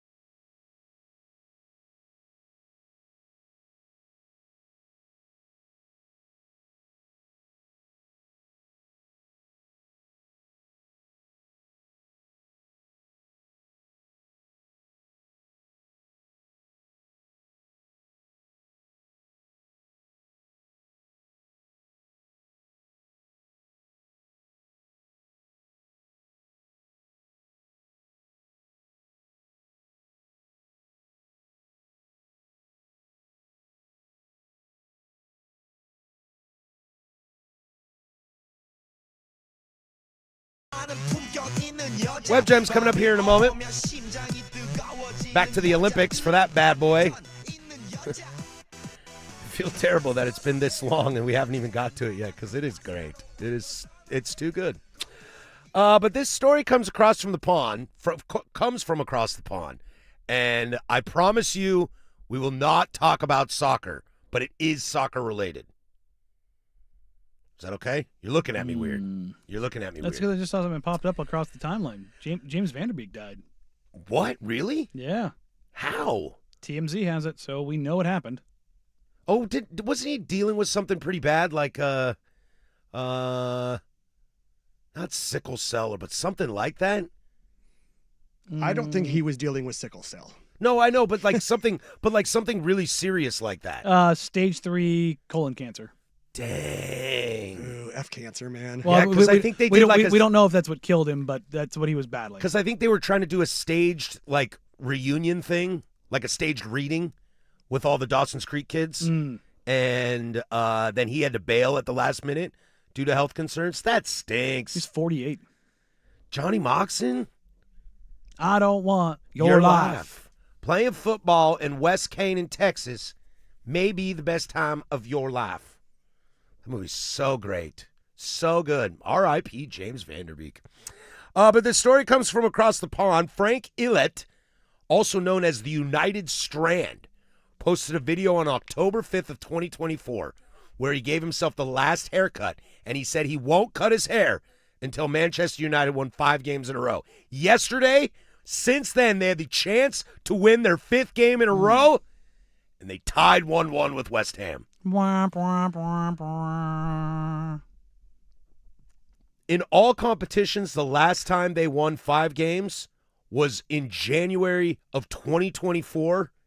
In the Premier League was the end of the season to the beginning of the season in 23. And in a single Premier League season, they haven't won 5 in a row since 22. That is wild. What would you do, Danny, to get your team to win? Hair? I mean, come on. He looks terrible. He looks terrible. Did you not see my hair? No. Brother, it was down past my shoulders. Oh. But that didn't look terrible. It looked awful. I was also 130 pounds heavier. So it looked really bad. I loved my long hair. I miss that. Like, what would you do, though, to, I don't know, is he boycotting or is he trying to create a good luck charm? Whatever it is. Like, look, man, if you told me, like, getting a pinwheel tattoo would guarantee the Trailblazers a title, I'd do it in a heartbeat. Yeah. If you told me that getting a tattoo, you got to get a pinwheel on your face like Mike Tyson. That's too far. The side. That's too far. Just partial Trailblazer pinwheel on your face. Not doing that. That'd be great, dude. I'm not doing that. But again, is it a protest or is he trying to come up with a new good luck charm? Yes.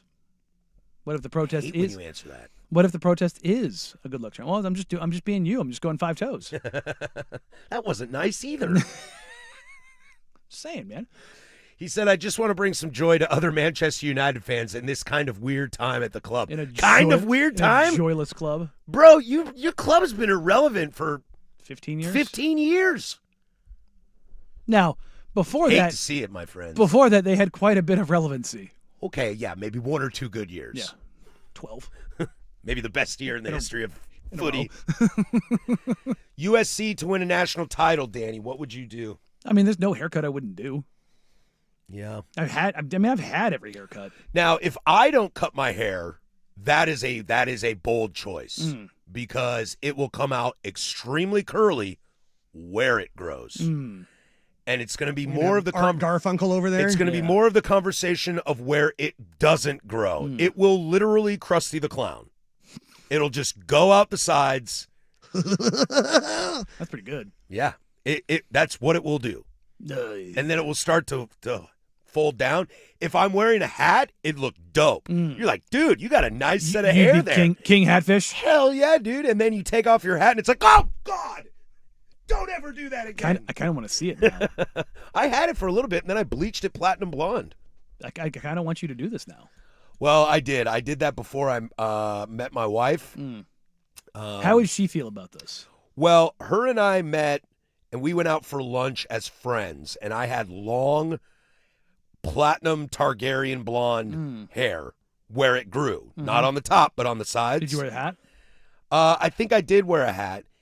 And she said to me, we were just friends. We hadn't seen each other in a long time. She said to me, nobody is going to have sex with you when your hair looks like that. And I went, really? All I can picture right now is a Hulk Hogan. Yeah, basically. It's kind of Hulk Hogan, but super curl. Okay. And she said that to me, and I was like, oh, my God, she's right. And I think she's super hot. I'm going to go shave my head. I had a similar experience with my girlfriend where I had my hair spiked up, and she's like, Guy Fieri's not doing it for me. It's just like, okay. So if you've noticed my hair has changed, it's because it's changed. Because it's more what she likes. Did you see the Guy Fieri Super Bowl commercial? Mm-mm. There was like a doppelganger of him that looked like without the goatee, the quintessential the goatee. accoutrement. With the accoutrements. Had the bolt on? It was very, very weird. So it was like a clean shaved look.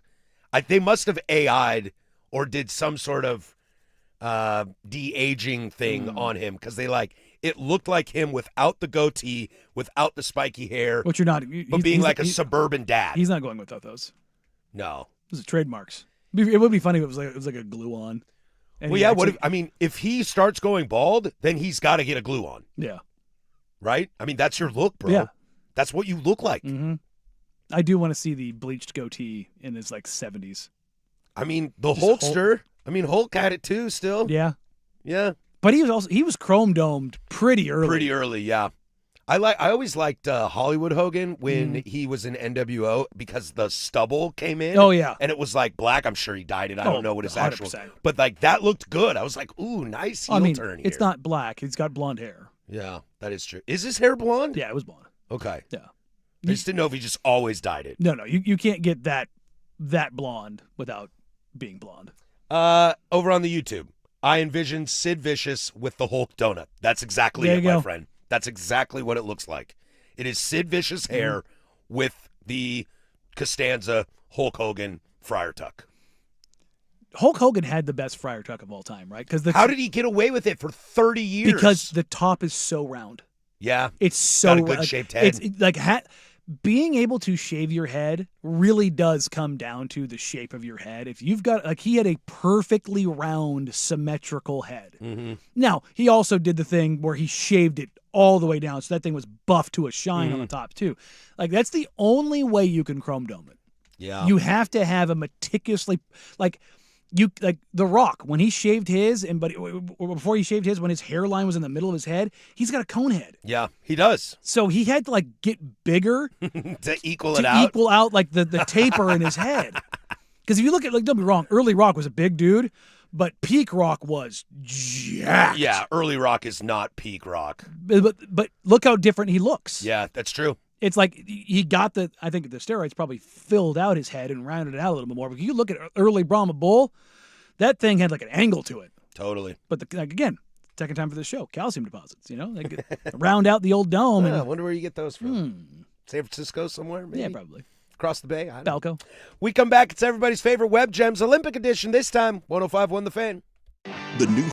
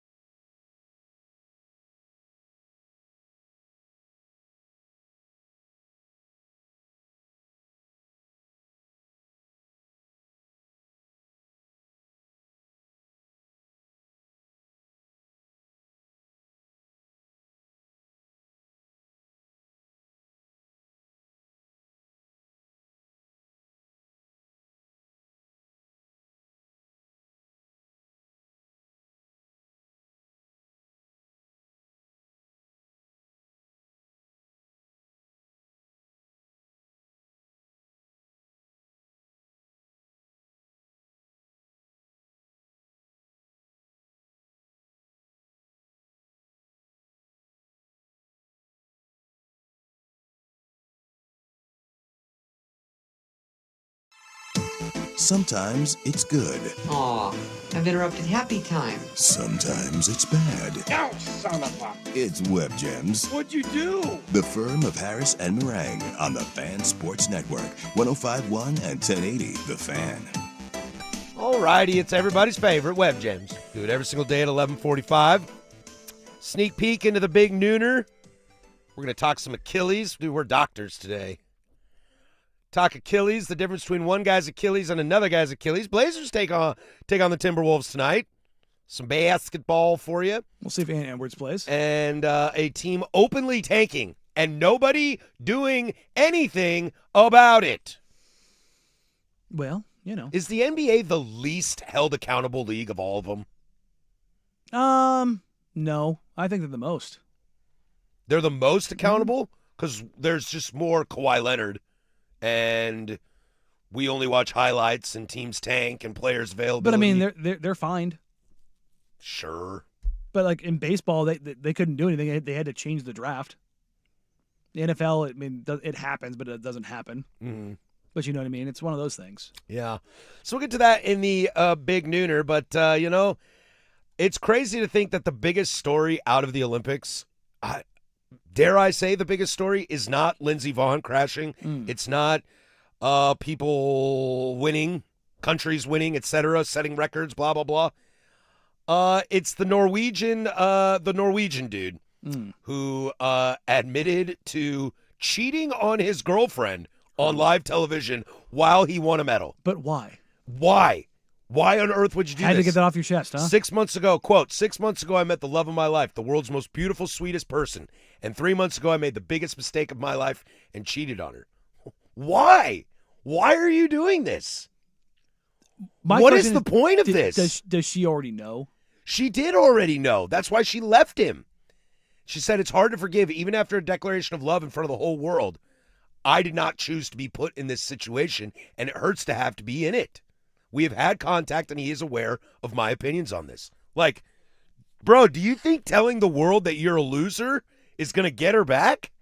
I mean, at least it's better than driving your white Lambo off the road. Mm-hmm. It's better than that. Maybe it was just honest conscience. I don't know, man. Had to. I don't know, dude. If things in my life are going south, you're never going to know because it just stays with me. I don't understand the benefit of this. I can't even pronounce this guy's name. Legrid. I got nothing. My favorite comment was on the Reddit page when I found this, was that he's a biathlete. How is he supposed to choose a woman when he can't choose a sport? Thought that was pretty funny. That's a banger. Yeah. I'll still never understand why cross-country skiing and shooting are connected, but so be it. I mean, you cross-country ski out to the forest and go get your deer, I guess. That's probably how this came about. But, yeah, it's like, hey, target shoot when you're super tired. What's that? Target shoot when you're super tired, I guess. Feats of man. Yeah, it's like, I what guess. separates us from the animals? Skiing and shooting guns. I would imagine, during World War II, oh, I'm sure there were some good ones. The things that transpired out there. In Siberia. Yeah, and they were like, you know what? We should make this a sport. So far in the Olympics, we have dude admitting to cheating on his wife on world television. Hyaluronic acid in the peen. The ween getting bigger for aerodynamics. Blood curling screams from Lindsey Vonn. Was that blood curling or blood curdling? Pick your poison. Does blood curdle when it's cold like that? Yeah, but does it curl? The phrase is blood curdling. Yeah. Oh, it really? Yeah. Oh, I've learned something. Yeah, you said blood curling, and I thought that's what it was. Yeah. Well, what is curdling? Is it like boiling? I don't know. Or like when cottage milk cheese curdles? Yeah. Does blood curdle? I don't know. I don't think it curls unless you're talking about going through your veins and arteries. Can't talk now. Curls around the corner. Your arteries have corners. That's weird. I think those are called strokes. Is that what I'm having right now? So far, banger of an Olympics, man. These are all the hot topic stories we've Other than got. Lindsey Vonn's crash, we haven't gotten any good crashes. No. I told you, I watched the Polish team. I don't want him hurt. I was going to say, I thought I saw somebody on here say there was an Aussie snowboarder that broke his neck or something. Oh, God. See, I don't want him hurt. I just want to see somebody bite it and be fine. You know what I mean? Okay. It's best of both worlds. Yeah. Look, a ski jumper has got the gold medal secured, and he just goes and full sends it.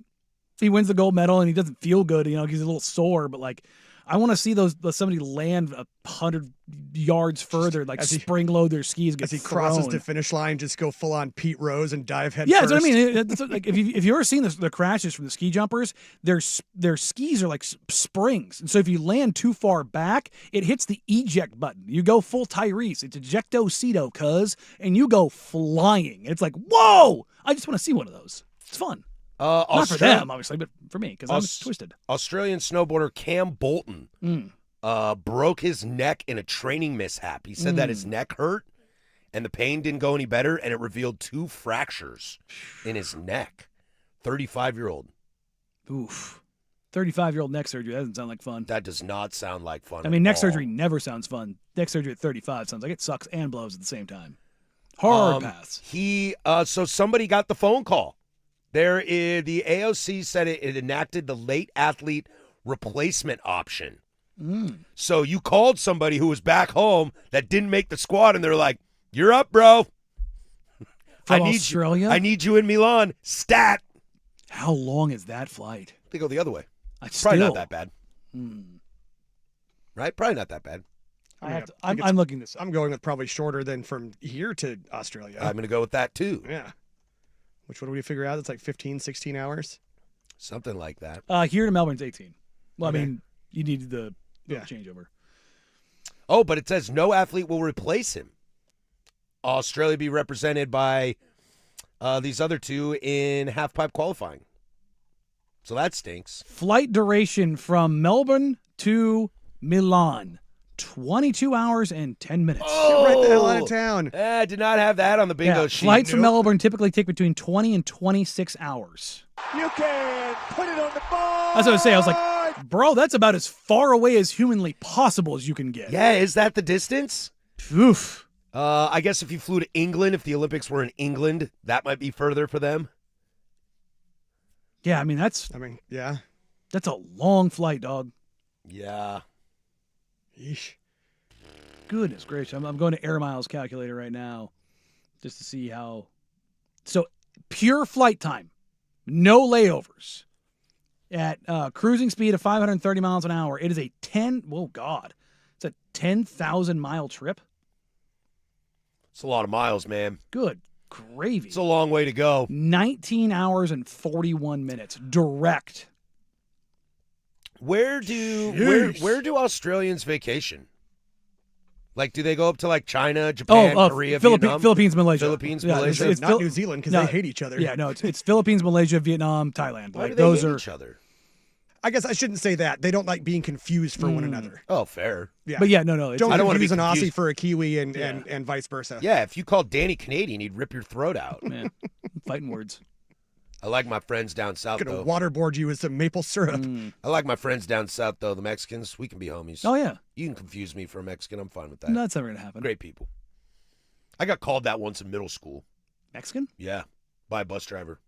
Because me and the kid that lived across the street, he was Mexican, and we were always, like, getting in trouble on the bus. She said, "You two Mexicans back there, knock it off." The bus driver said that. I don't know who was more offended, my Mexican buddy or me. I had a bus driver assault me in 7th grade. Whoa, that's crazy. Need me in the nuts down the aisle. Show me on the doll. No. Like, show me on the doll. Yeah, no, it ended up being a whole thing. Cops got involved. in I everything. bet, dude. Yeah. You can't assault children. He got mad because when I got on the bus, you know, when you turn the corner, I had my backpack on my left shoulder and I kind of swung it, and it bumped him. And it bumped him? He turned around and like kneed me down the aisle. He'd had it. Old crusty. That was the peak. The peak moment. He was like, "I'm out. Absolute. I'm going to kill this kid." God awful human. Big Nooner coming up next. Openly tanking in the NBA is where we begin. Stick with us. We're having a great little Wednesday. 105.1 The Fan.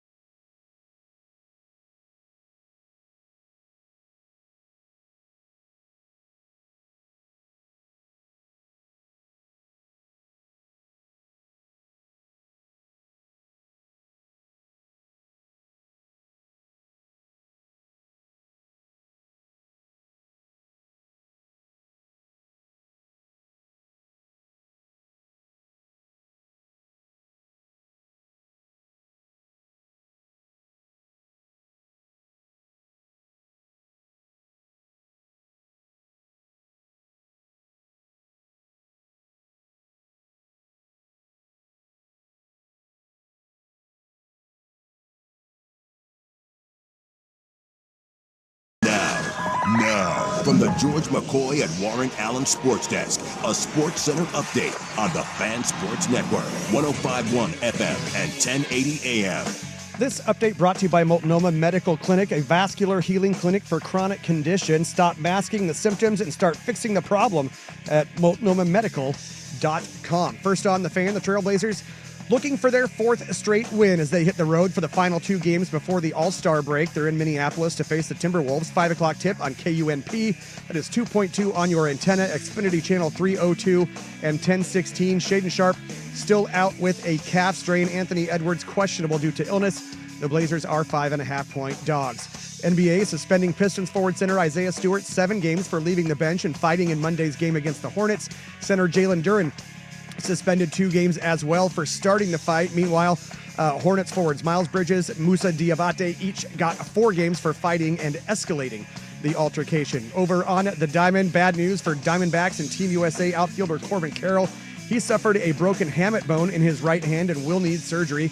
He'll miss the World Baseball Classic, and his status for opening day is in doubt. Orioles second baseman Jackson Holliday also having surgery to repair a broken hamate bone in his right hand and will miss opening day. And Mets star shortstop Francisco Lindor will have surgery on a broken hamate bone in his left hand. The team, though, is optimistic he might be ready for opening day. More sports scores and stories in 30 minutes. I'm Jeff Rest from the George McCoy at Warren Allen Sports Desk. Hurt and missing work. Insurance companies acting like jerks. Don't call your mom. Call George McCoy at warrenallen.com. The home of the firm of Harris and Meringue. Weekdays 10 to 1. The Fan Sports Network, 105.1 FM and 1080 AM.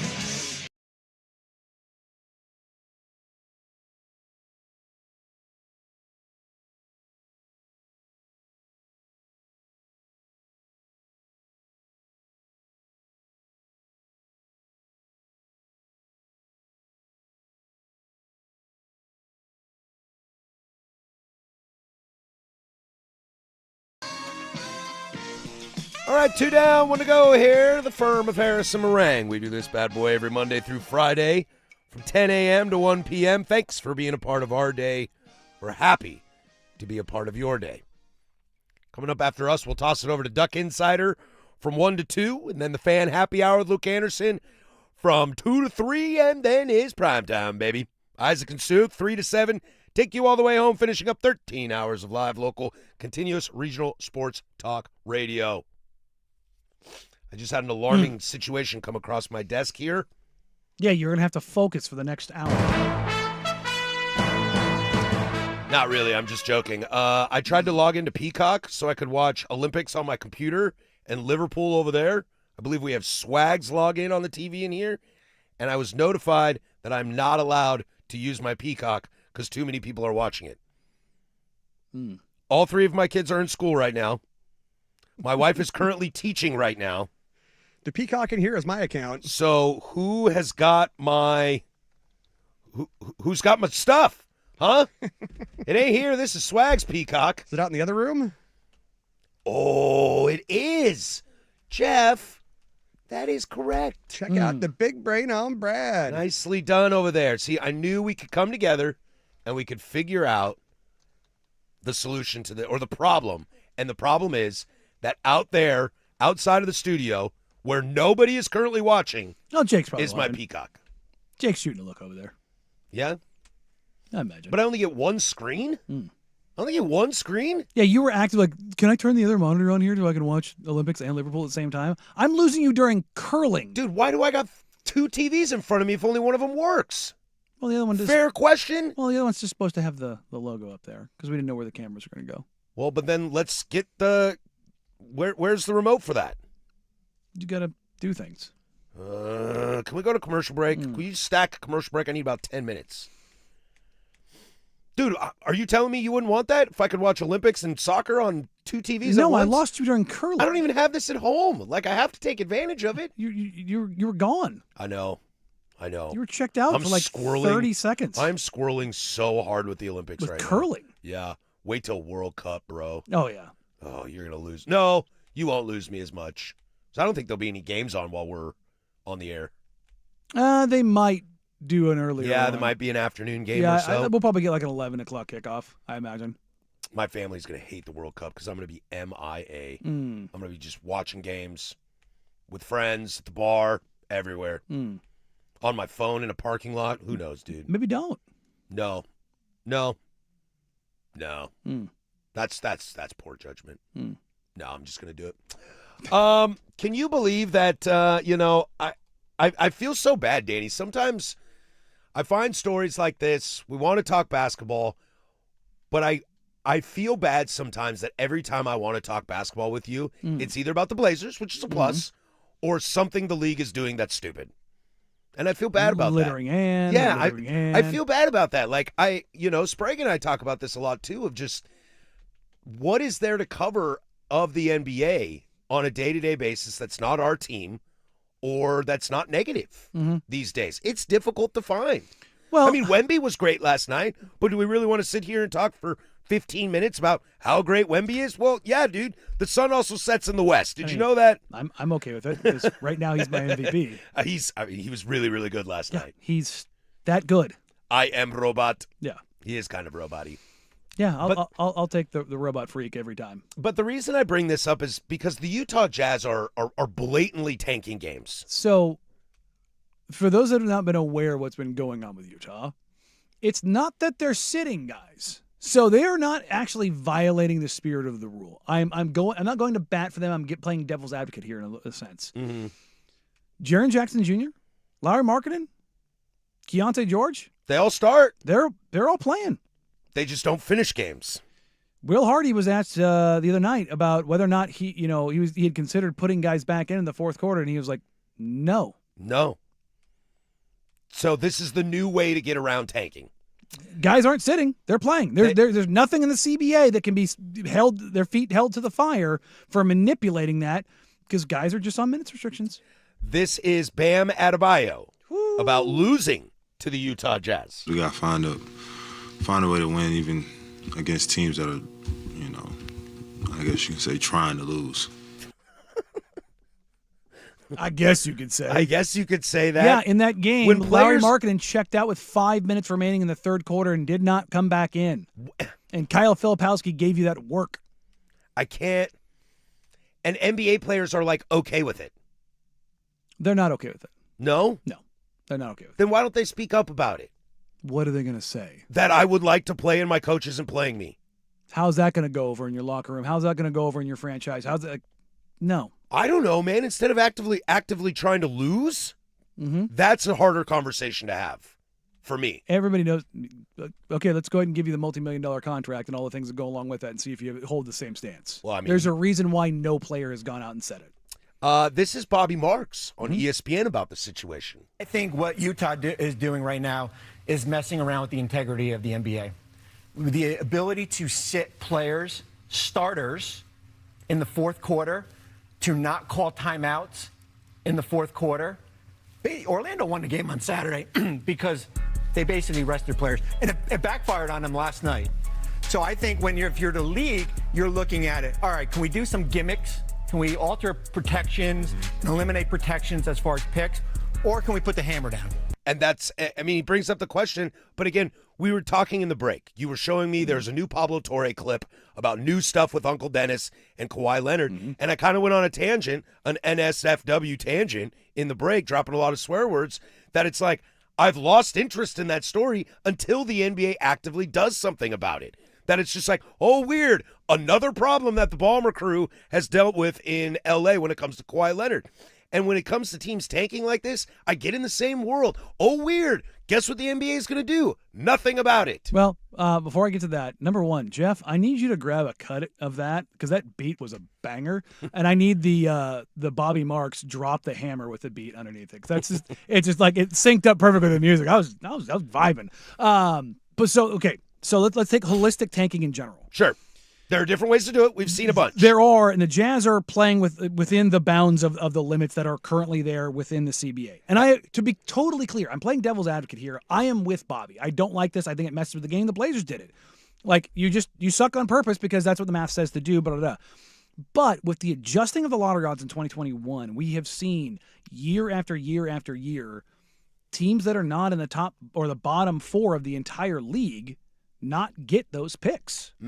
The Pistons fell out consistently. Yeah. Over and over and over. They got Cade, they got lucky, and then they fell out. And they got Ivy, and they got Duran. But they were a team that was shooting for top 3 picks. Yeah. And alongside that, you have the Dallases of the world. You have the Philadelphias of the world. You have the Atlantas of the world that are moving up from 9, 10, 11, 12, 13, moving into spots that the math says is less likely. I don't want to say unlikely. I mean, the Mavs is definitely unlikely.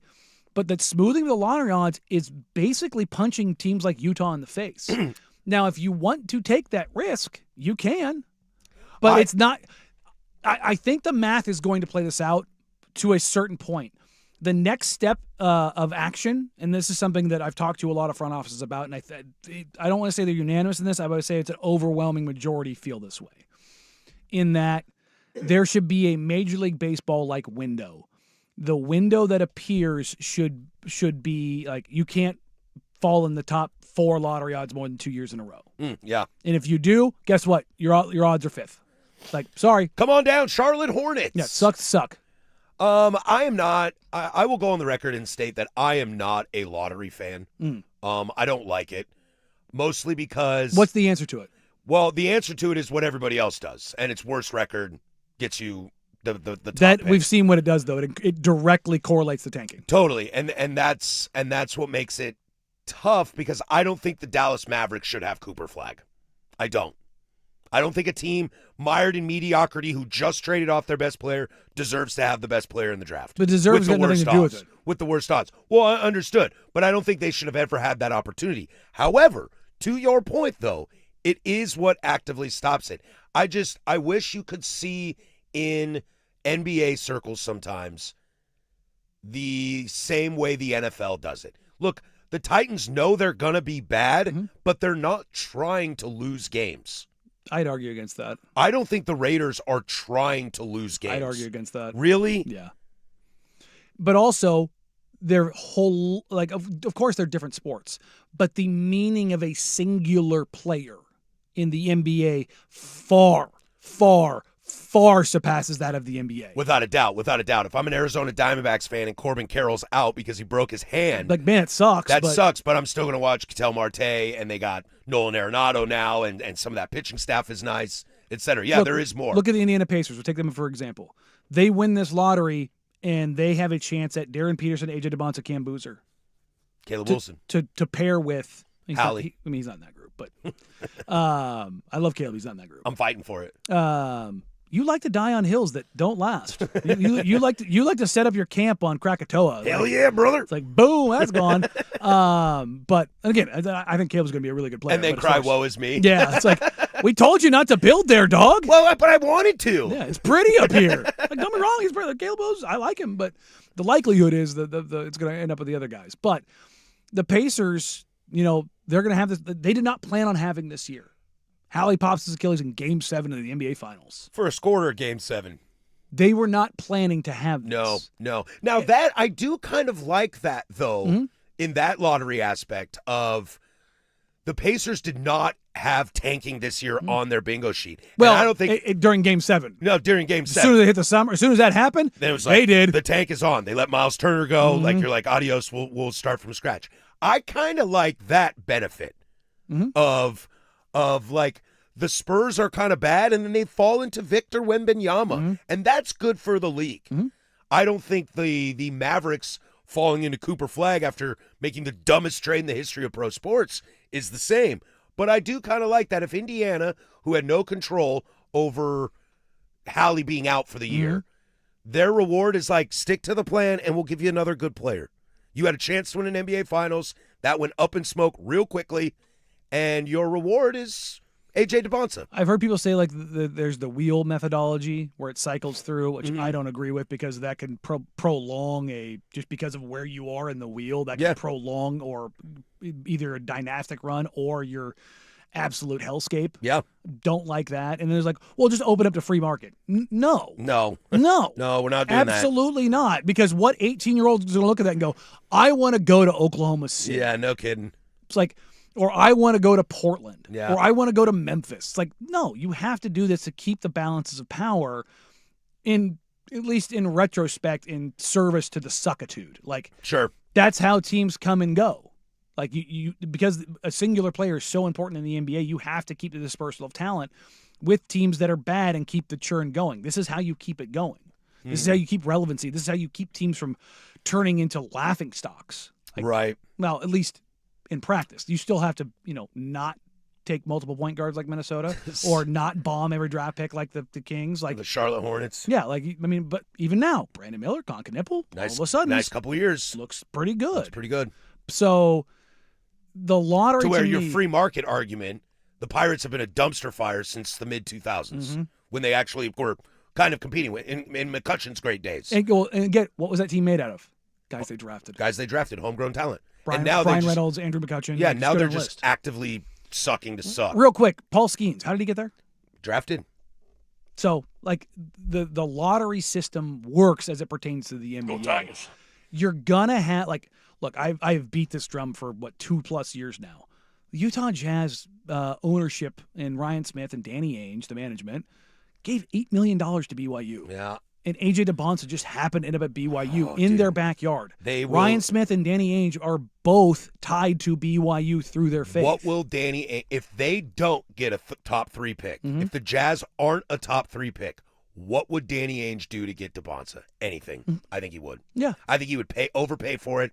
Here's 3 first rounds and our 5th pick overall, and because I want DeBonsa. And whether that's go to 1 or 2 or 3. What do I always say? Never make deals with Danny Ainge. It's a terrible idea. With A. Ainge. Sorry, Eric. But I want to give him credit. Hyken and I were talking about this the other night, heading out of the trade deadline.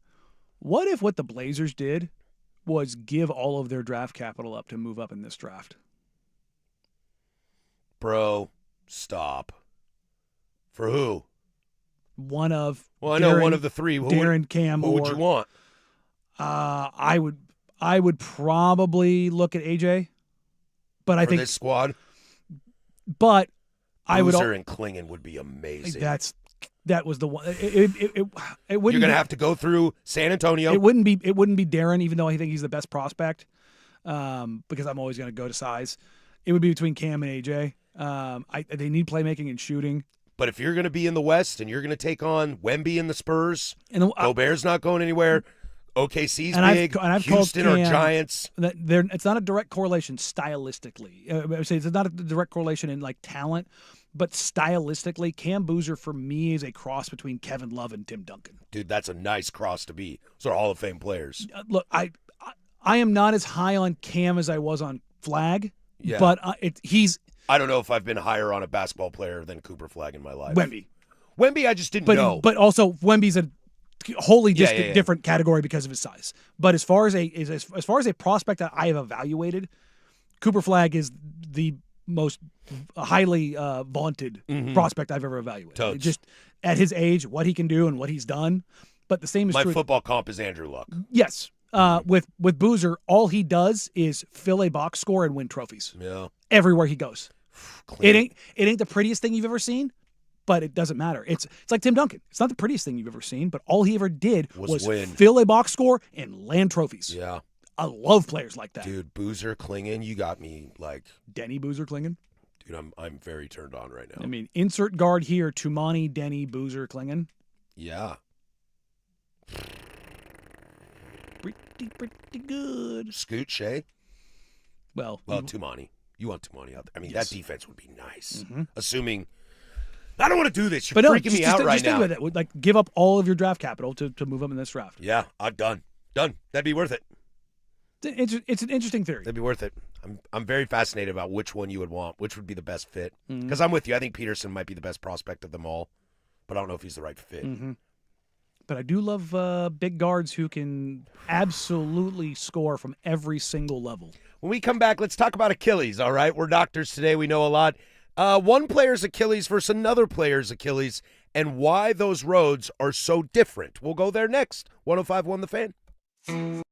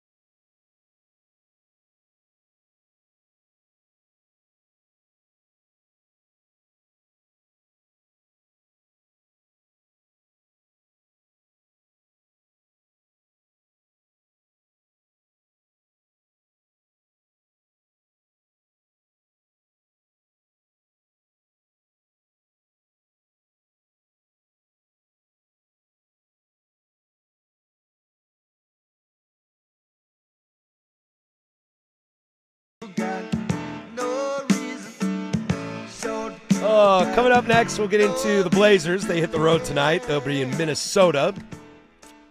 Some fun little nuggies about the Blazers that I can let you know about, Danny. You probably already know, but I'll share with the rest of our fine peeps out there. But we kind of toyed with this the other day, and I put it on our show sheet to talk about because Jason Tatum is starting to ramp up and has made it very obvious that he wants to play this year.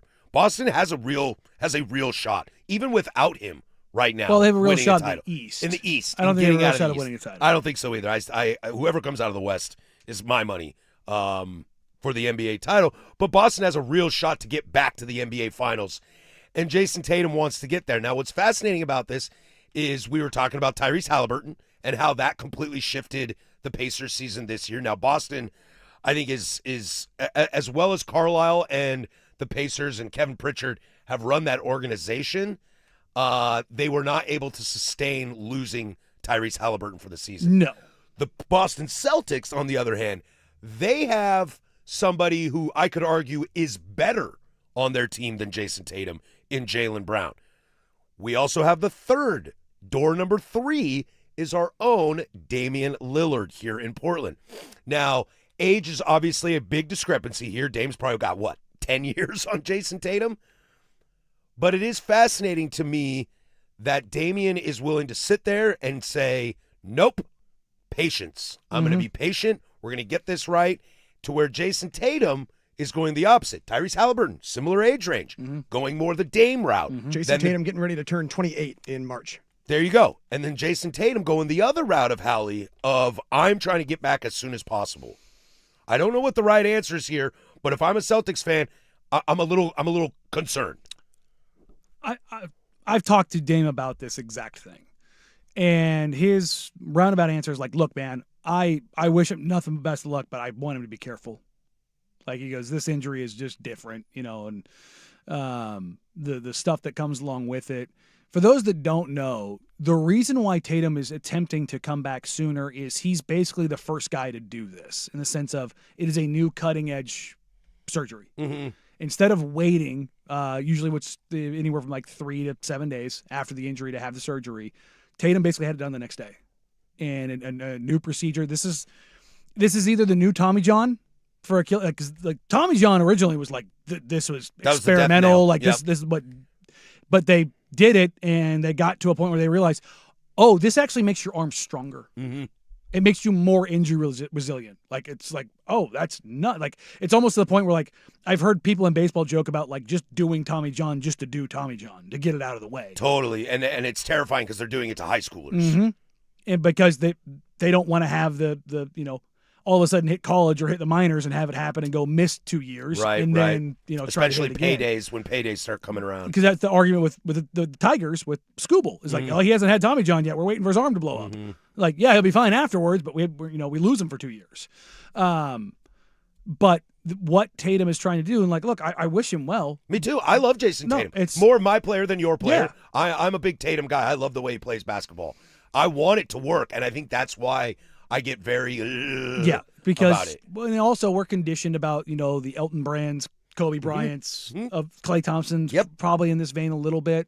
Oh, I don't think a little bit. But I think big time. His knees were that's already the thing tough. Is Klay's was exaggerated because his knees. But the Achilles was the death nail of Kobe. Yes, Kobe's kind of the cutoff though for like the Achilles, like absolutely ending guys. That was because of like old procedures and old standards that existed. Like we've seen guys have Achilles injuries, Achilles ruptures and tears and come back from them now. Now they've all been in different forms and fashions and all those kind of things. I wouldn't say you're better off for it. Like with Tommy John, like it's insane to say that you're better off after having Tommy John. It's just like, that's weird. Modern medicine. It is. But, I was really glad that Dame did that pregame interview with Brooke the other day where he again reiterated, I'm not playing this year. No way. So it's not me saying it. It's not Chris Haynes saying it. Nope. It's straight from Dame. And I'm not playing this year. And I see this on the text line, on the YouTube chat all the time. Sometimes I sneak into the text line during other people's shows just out of curiosity, or the YouTube because I tend to watch on YouTube at home a lot. And people still ask that question. Well, he could come back. If the Blazers get a play in, why wouldn't Dame come back? It's like, look, There is no why wouldn't he or why should he or why shouldn't he. not It's that he's coming not. back. And I think he has that kind of pull. He deserves that kind of pull. And he's going to tell you, like, no, man, I'm 36 years old. I'm trying to play for 3-4 more years. And if I rush back, I will never play again. What do you want, Deshaun Watson on your hands? Yeah, like, I'm good, dog. Blows it before he's even fully healthy? No, thank you. Yeah. So all the things that come along with that. But again, I'm not going to say this is wrong for Tatum because, I mean, they're still a I wish really him the good best. team. I'm right there with you. I wish him the best. But it's like, bro, be careful. Oof. Does this feel? No, I'm going to say no. It's not. I'm going to say that preemptively. This is not Lindsey Vonn. This is your last hurrah. No, it's not. You're going to be 28 years old. Like you're in your prime. Yep. Now I know you don't want to lose one of your prime years, but that just may be the case. It might be the case, and you've already got your bag, so you're good to go. So and you've got a title. And I know not all things are guaranteed. Next year Jalen could get hurt or, something like Derek White falls off a cliff, you know what I mean? As far as not actually, but like metaphorically in his production. I don't think anybody thought you meant he was actually going to fall off a cliff. People are dumb sometimes. Also, my association with people dying, it's Coming up on tomorrow's show, Derek White actually fell off a cliff. Yeah, that's tough. Oh, no. No, watch out for that. But no, I don't think he should do it. Again, without seeing his medicals, without knowing him, I'm always leery of that stuff. I am much more. If you've heard me talk about Blazers injuries, you know what I sound like and what I say. Always, always, always be cautionary. Hey, Shaedon Sharpe not playing. If Jason Tatum does come back this year and he is vintage Jason Tatum and there's no injuries, is that enough to make them a title threat? No. Because right now, I'm with you. Celtics very easily could go to the NBA Finals. Even the best right now. version of Tatum, the Celtics, look, adding Vooch is helpful, and the Myers Kata is fine. You're going to have to go through one of probably Denver, OKC, or San Antonio. You got a Houston, maybe? You got a big to handle those guys? No, you don't. No. You don't. Don't get me wrong, they're a really good team. That's kind of what I wonder is going through Tatum's head right now, that it's like, if I come back and play, we can win a title. I think they need more help than that. I don't think they can. They can definitely win the East without him. Yeah. But well, the East, I think they can win the East. I think they could. We'll see what happens. I mean, Detroit could fall apart. Sure. They haven't been there. Yeah. They don't quite know. I mean, they play the Magic in the first round last year and get kind of worked. Well, I mean, it's, Well, yeah, they're on the up and up. I mean, Detroit made it to the second round against the Knicks. And, did they? Yeah. I couldn't remember. Went seven games. Yeah, I couldn't remember. So, yeah, I look at that and I go, is it enough? That's a tough ask. Yeah, that's why I'd probably just sit out. Let Jalen be Jalen. Yeah, and let Jalen, I mean, right now, for my money, Wemby's the MVP. Jalen's number 2 in my book. If you split them in conferences, yeah. Eastern Conference is for sure Jalen Brown. Yeah. When we come back, let's chat a little Blazers. They'll take on the Timberwolves tonight. Couple more games for the All-Star break. What are we looking for? What do we want to see? Plus, we'll have some fun. I got some fun stats for you to throw at that. Final half hour to go. There's Kahuna with sports. You mind if I have some of your tasty beverage to wash this down?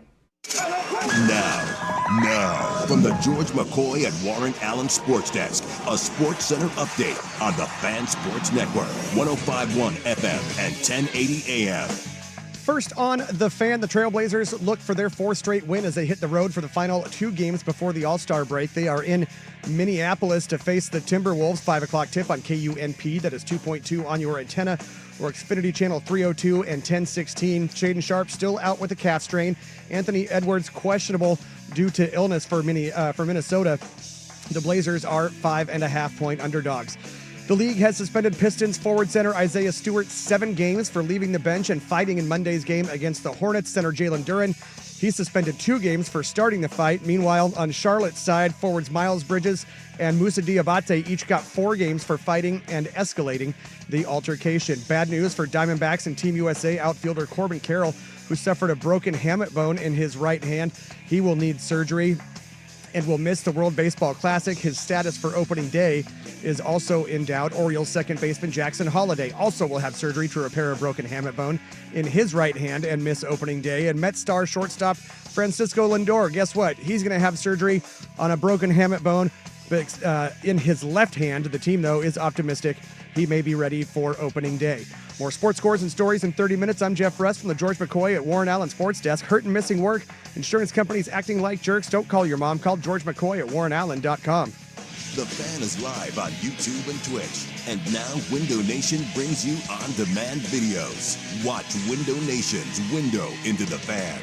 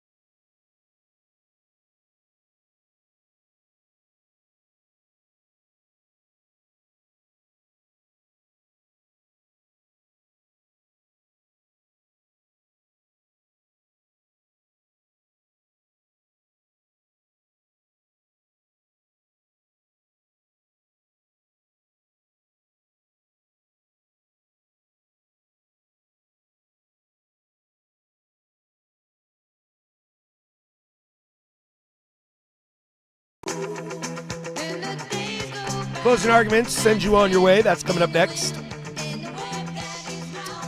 Edge of 17. Let's see. The Portland Trailblazers tonight, Danny. They will take on the Minnesota Timberwolves. 5 p.m. tip. 2.2.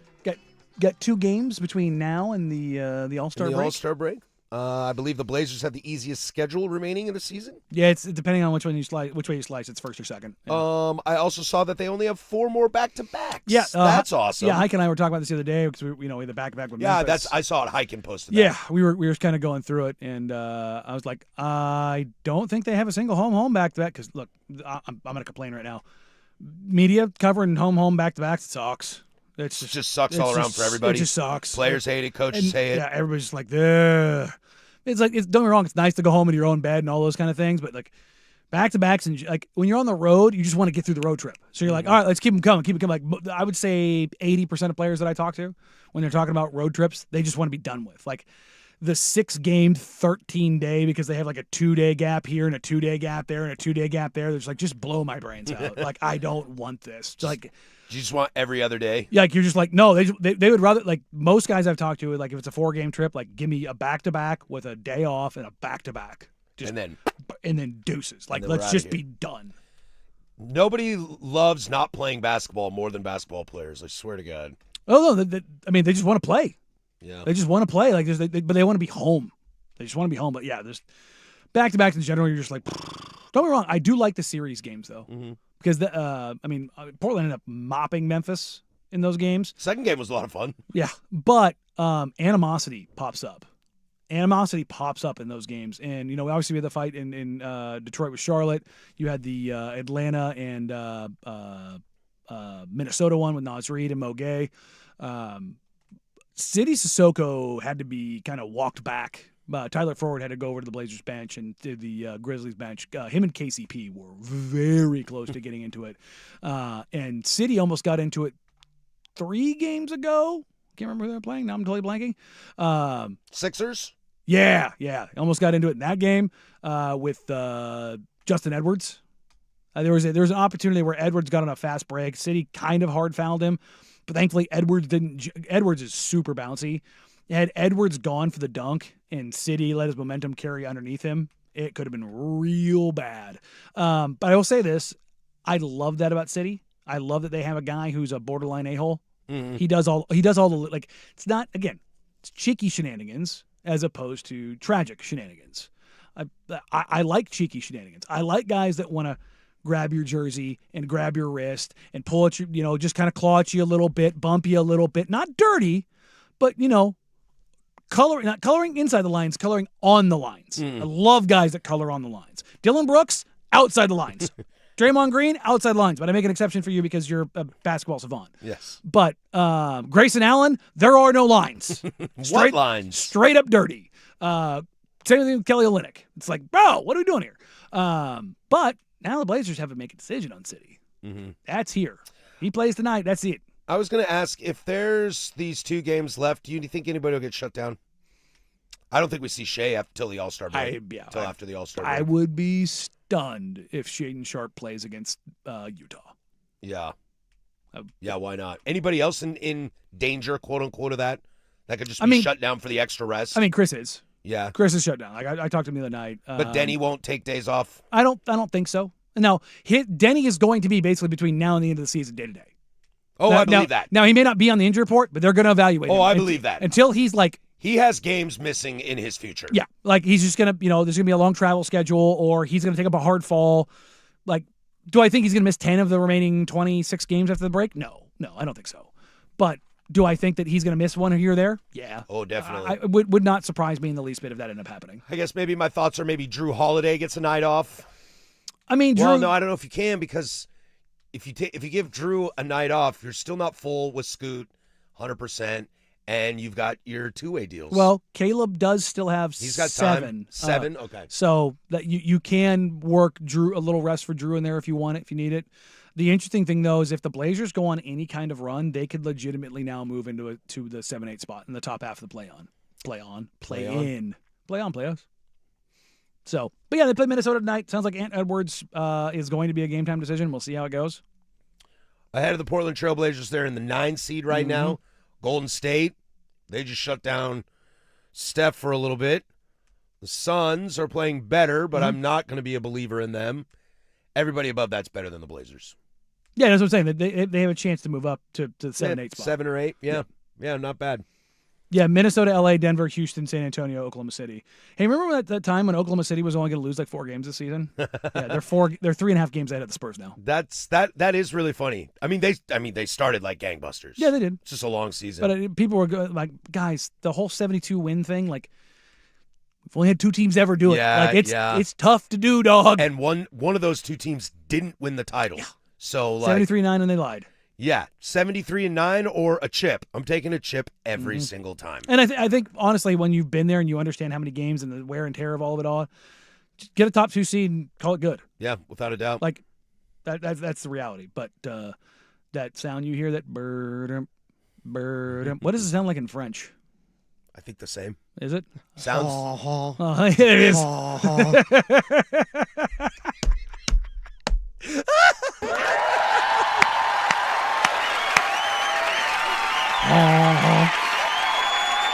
You're going to need a bigger boat. Let it go. Let it go. Get your flowers over there, Mr. Russ. The problem with this applause is it's like 30 seconds long. Pretty long.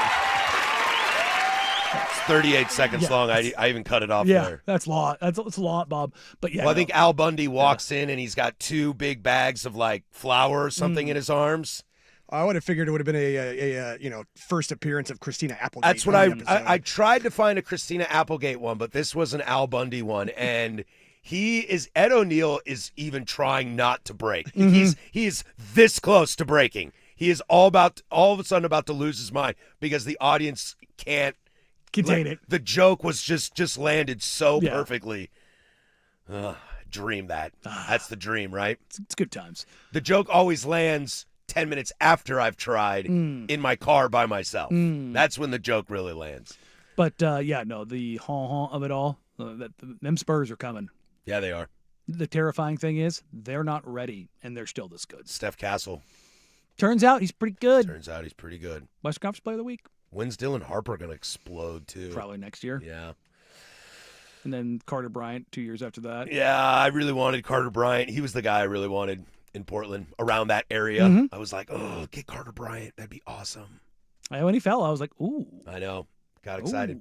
Now we'll take the Young experience. We'll see how that goes. Yeah, real quick. I heard Sprague, they were doing their lottery protection draft of not lottery, but the expansion. Expansion? Draft. Like, you're going to protect Young? He's like, no, I'm out. I'm like, God, what are we doing? He also only took 7. Yeah, I know. It's like you can take 8, and he's like, I'm good with 7. It's like, well, then throw the Young ball in there. Like, he's a young player.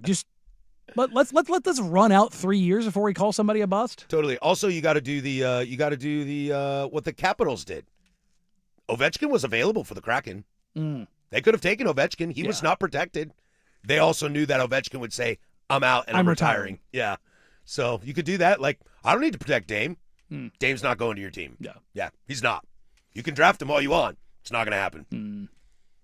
Save me a spot. I would love to see that from like Cam Thomas. Yeah. I'm not showing up. Well, then you're out of the league, dog.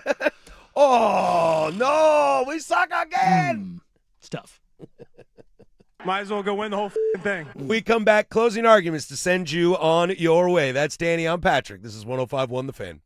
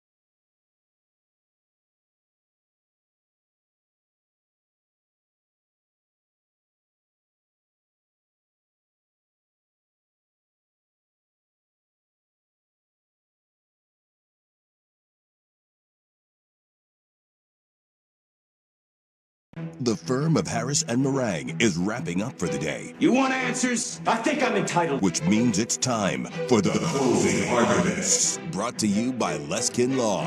One-day divorce mediation. Peace treaties, not war plans.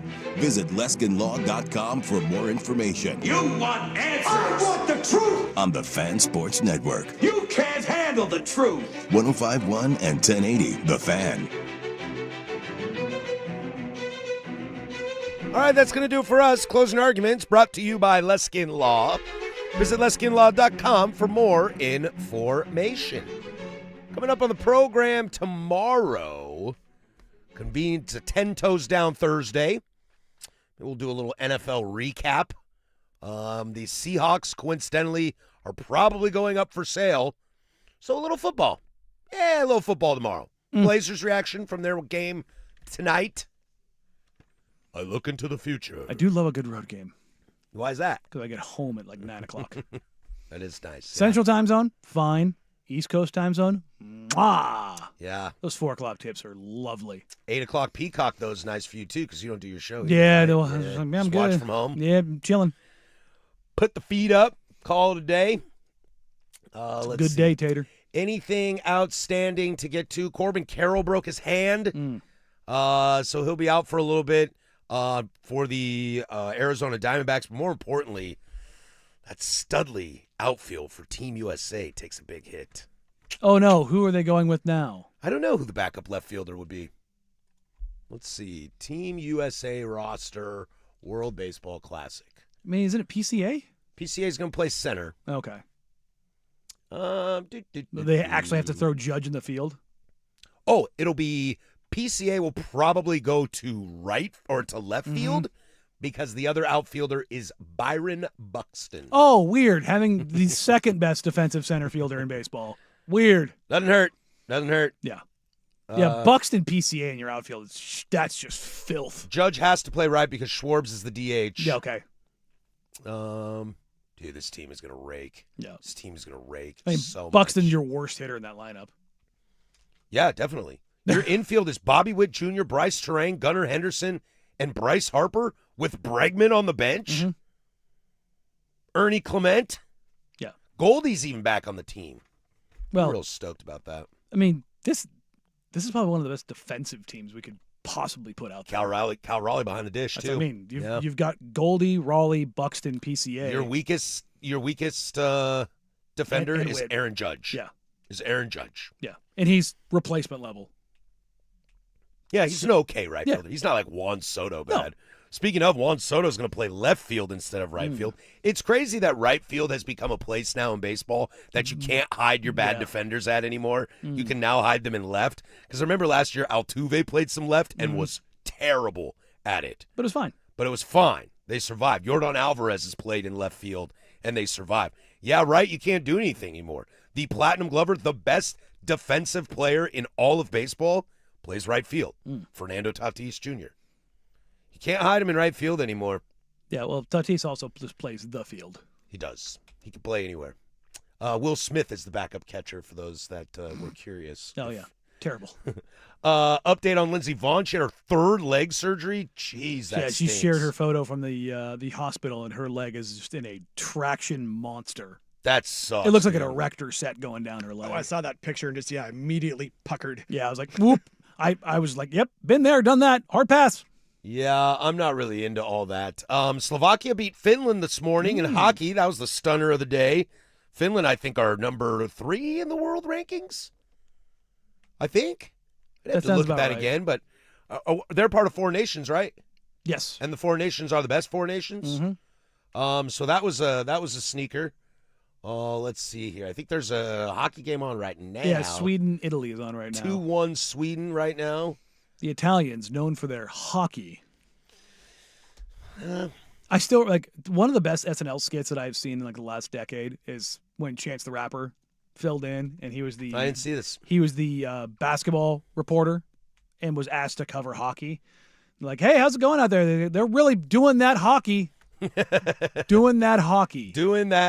Yeah. Would you care to guess who is leading in the medal count for the Olympics right now? It is a tie. USA's not the top. Number 3 is the United States of America. It's one of the Nordic countries. It's not. One of them is. Is it Norway? It is Norway. Yeah. They are number 1. They also have the most golds. 7 golds, 2 silver, 4 bronze. They hold the record for most golds and most total medals in the Winter Olympics. Oh, do they? Yeah. They are tied with Norway. They are tied with 13 total medals with Italy. There you go. 4 golds, 2 silvers, 7 bronze. That was probably an event that they mopped somebody in. Must be. That's usually what ends up happening. They got a bronze in. They got a bronze in mixed curling. I know that because I watched that. Yeah, the Norwegians. It's one thing I've never looked at. Do you get if you're like a 4x100 team? Does that count? Like if you win gold, does that count as 4 golds or 1 gold? I think it counts as 1. Okay. I think it's the event. The event gold. How many event golds do you have? Yeah. Because if it's a Jamaican bobsled team, yeah, it's 4. I don't know if the 4 counts to your total though. Just not do solo events. Just make sure you prioritize all the team events. Look at our medal count. Look at that. We dominated. Absolutely dominated. You only won 4 events. Yeah, we got 16 medals. 12 o'clock noon tomorrow. United States, Estados Unidos versus Latvia in hockey. So buckle up for that. USA. Your daytime events that will be while we're all asleep are alpine skiing, cross country skiing, men's moguls, mixed team relay luge. Oh, I didn't know there was relay luge. Relay luge. How do they do that? They high five on their way by? Women's half pipe final. See if Chloe Kim can take herself a gold in snowboarding. I'm very excited for that. That's on at 10:30 tomorrow. So, square up. Love it. Closing Arguments brought to you by Leskin Law. Visit leskinlaw.com for more information. Leskin Law's one-day divorce mediation, peace treaties, not war plans. We'll catch y'all tomorrow. For Danny Meringue, that's Jeff Rust. I'm Patrick Harris. Go do something I would do. Bye.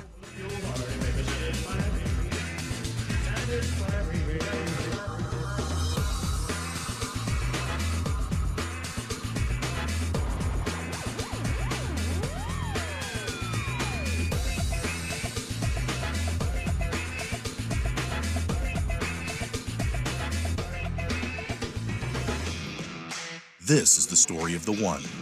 As the purchasing manager at a manufacturing plant, she knows the only thing more important than having the right safety gear is having it there when you need it. That's why she partners with Grainger for auto reordering, so her team members can count on her to have cut-resistant gloves on hand, and each shift can run safely and efficiently. Call 1-800-GRAINGER, click Grainger.com, or just stop by. Grainger, for the ones who get it done. I'm Boomer Esiason. My mom died from cancer. She was only 37 years old. She didn't have life insurance, and that was devastating for my family. That's why having life insurance is so important to me. Ethos makes it fast and easy. Get a quote in seconds, apply in minutes, and get same-day coverage. You can get up to $3 million in coverage with no medical exam. Get your free quote at ethos.com/play. That's ethos.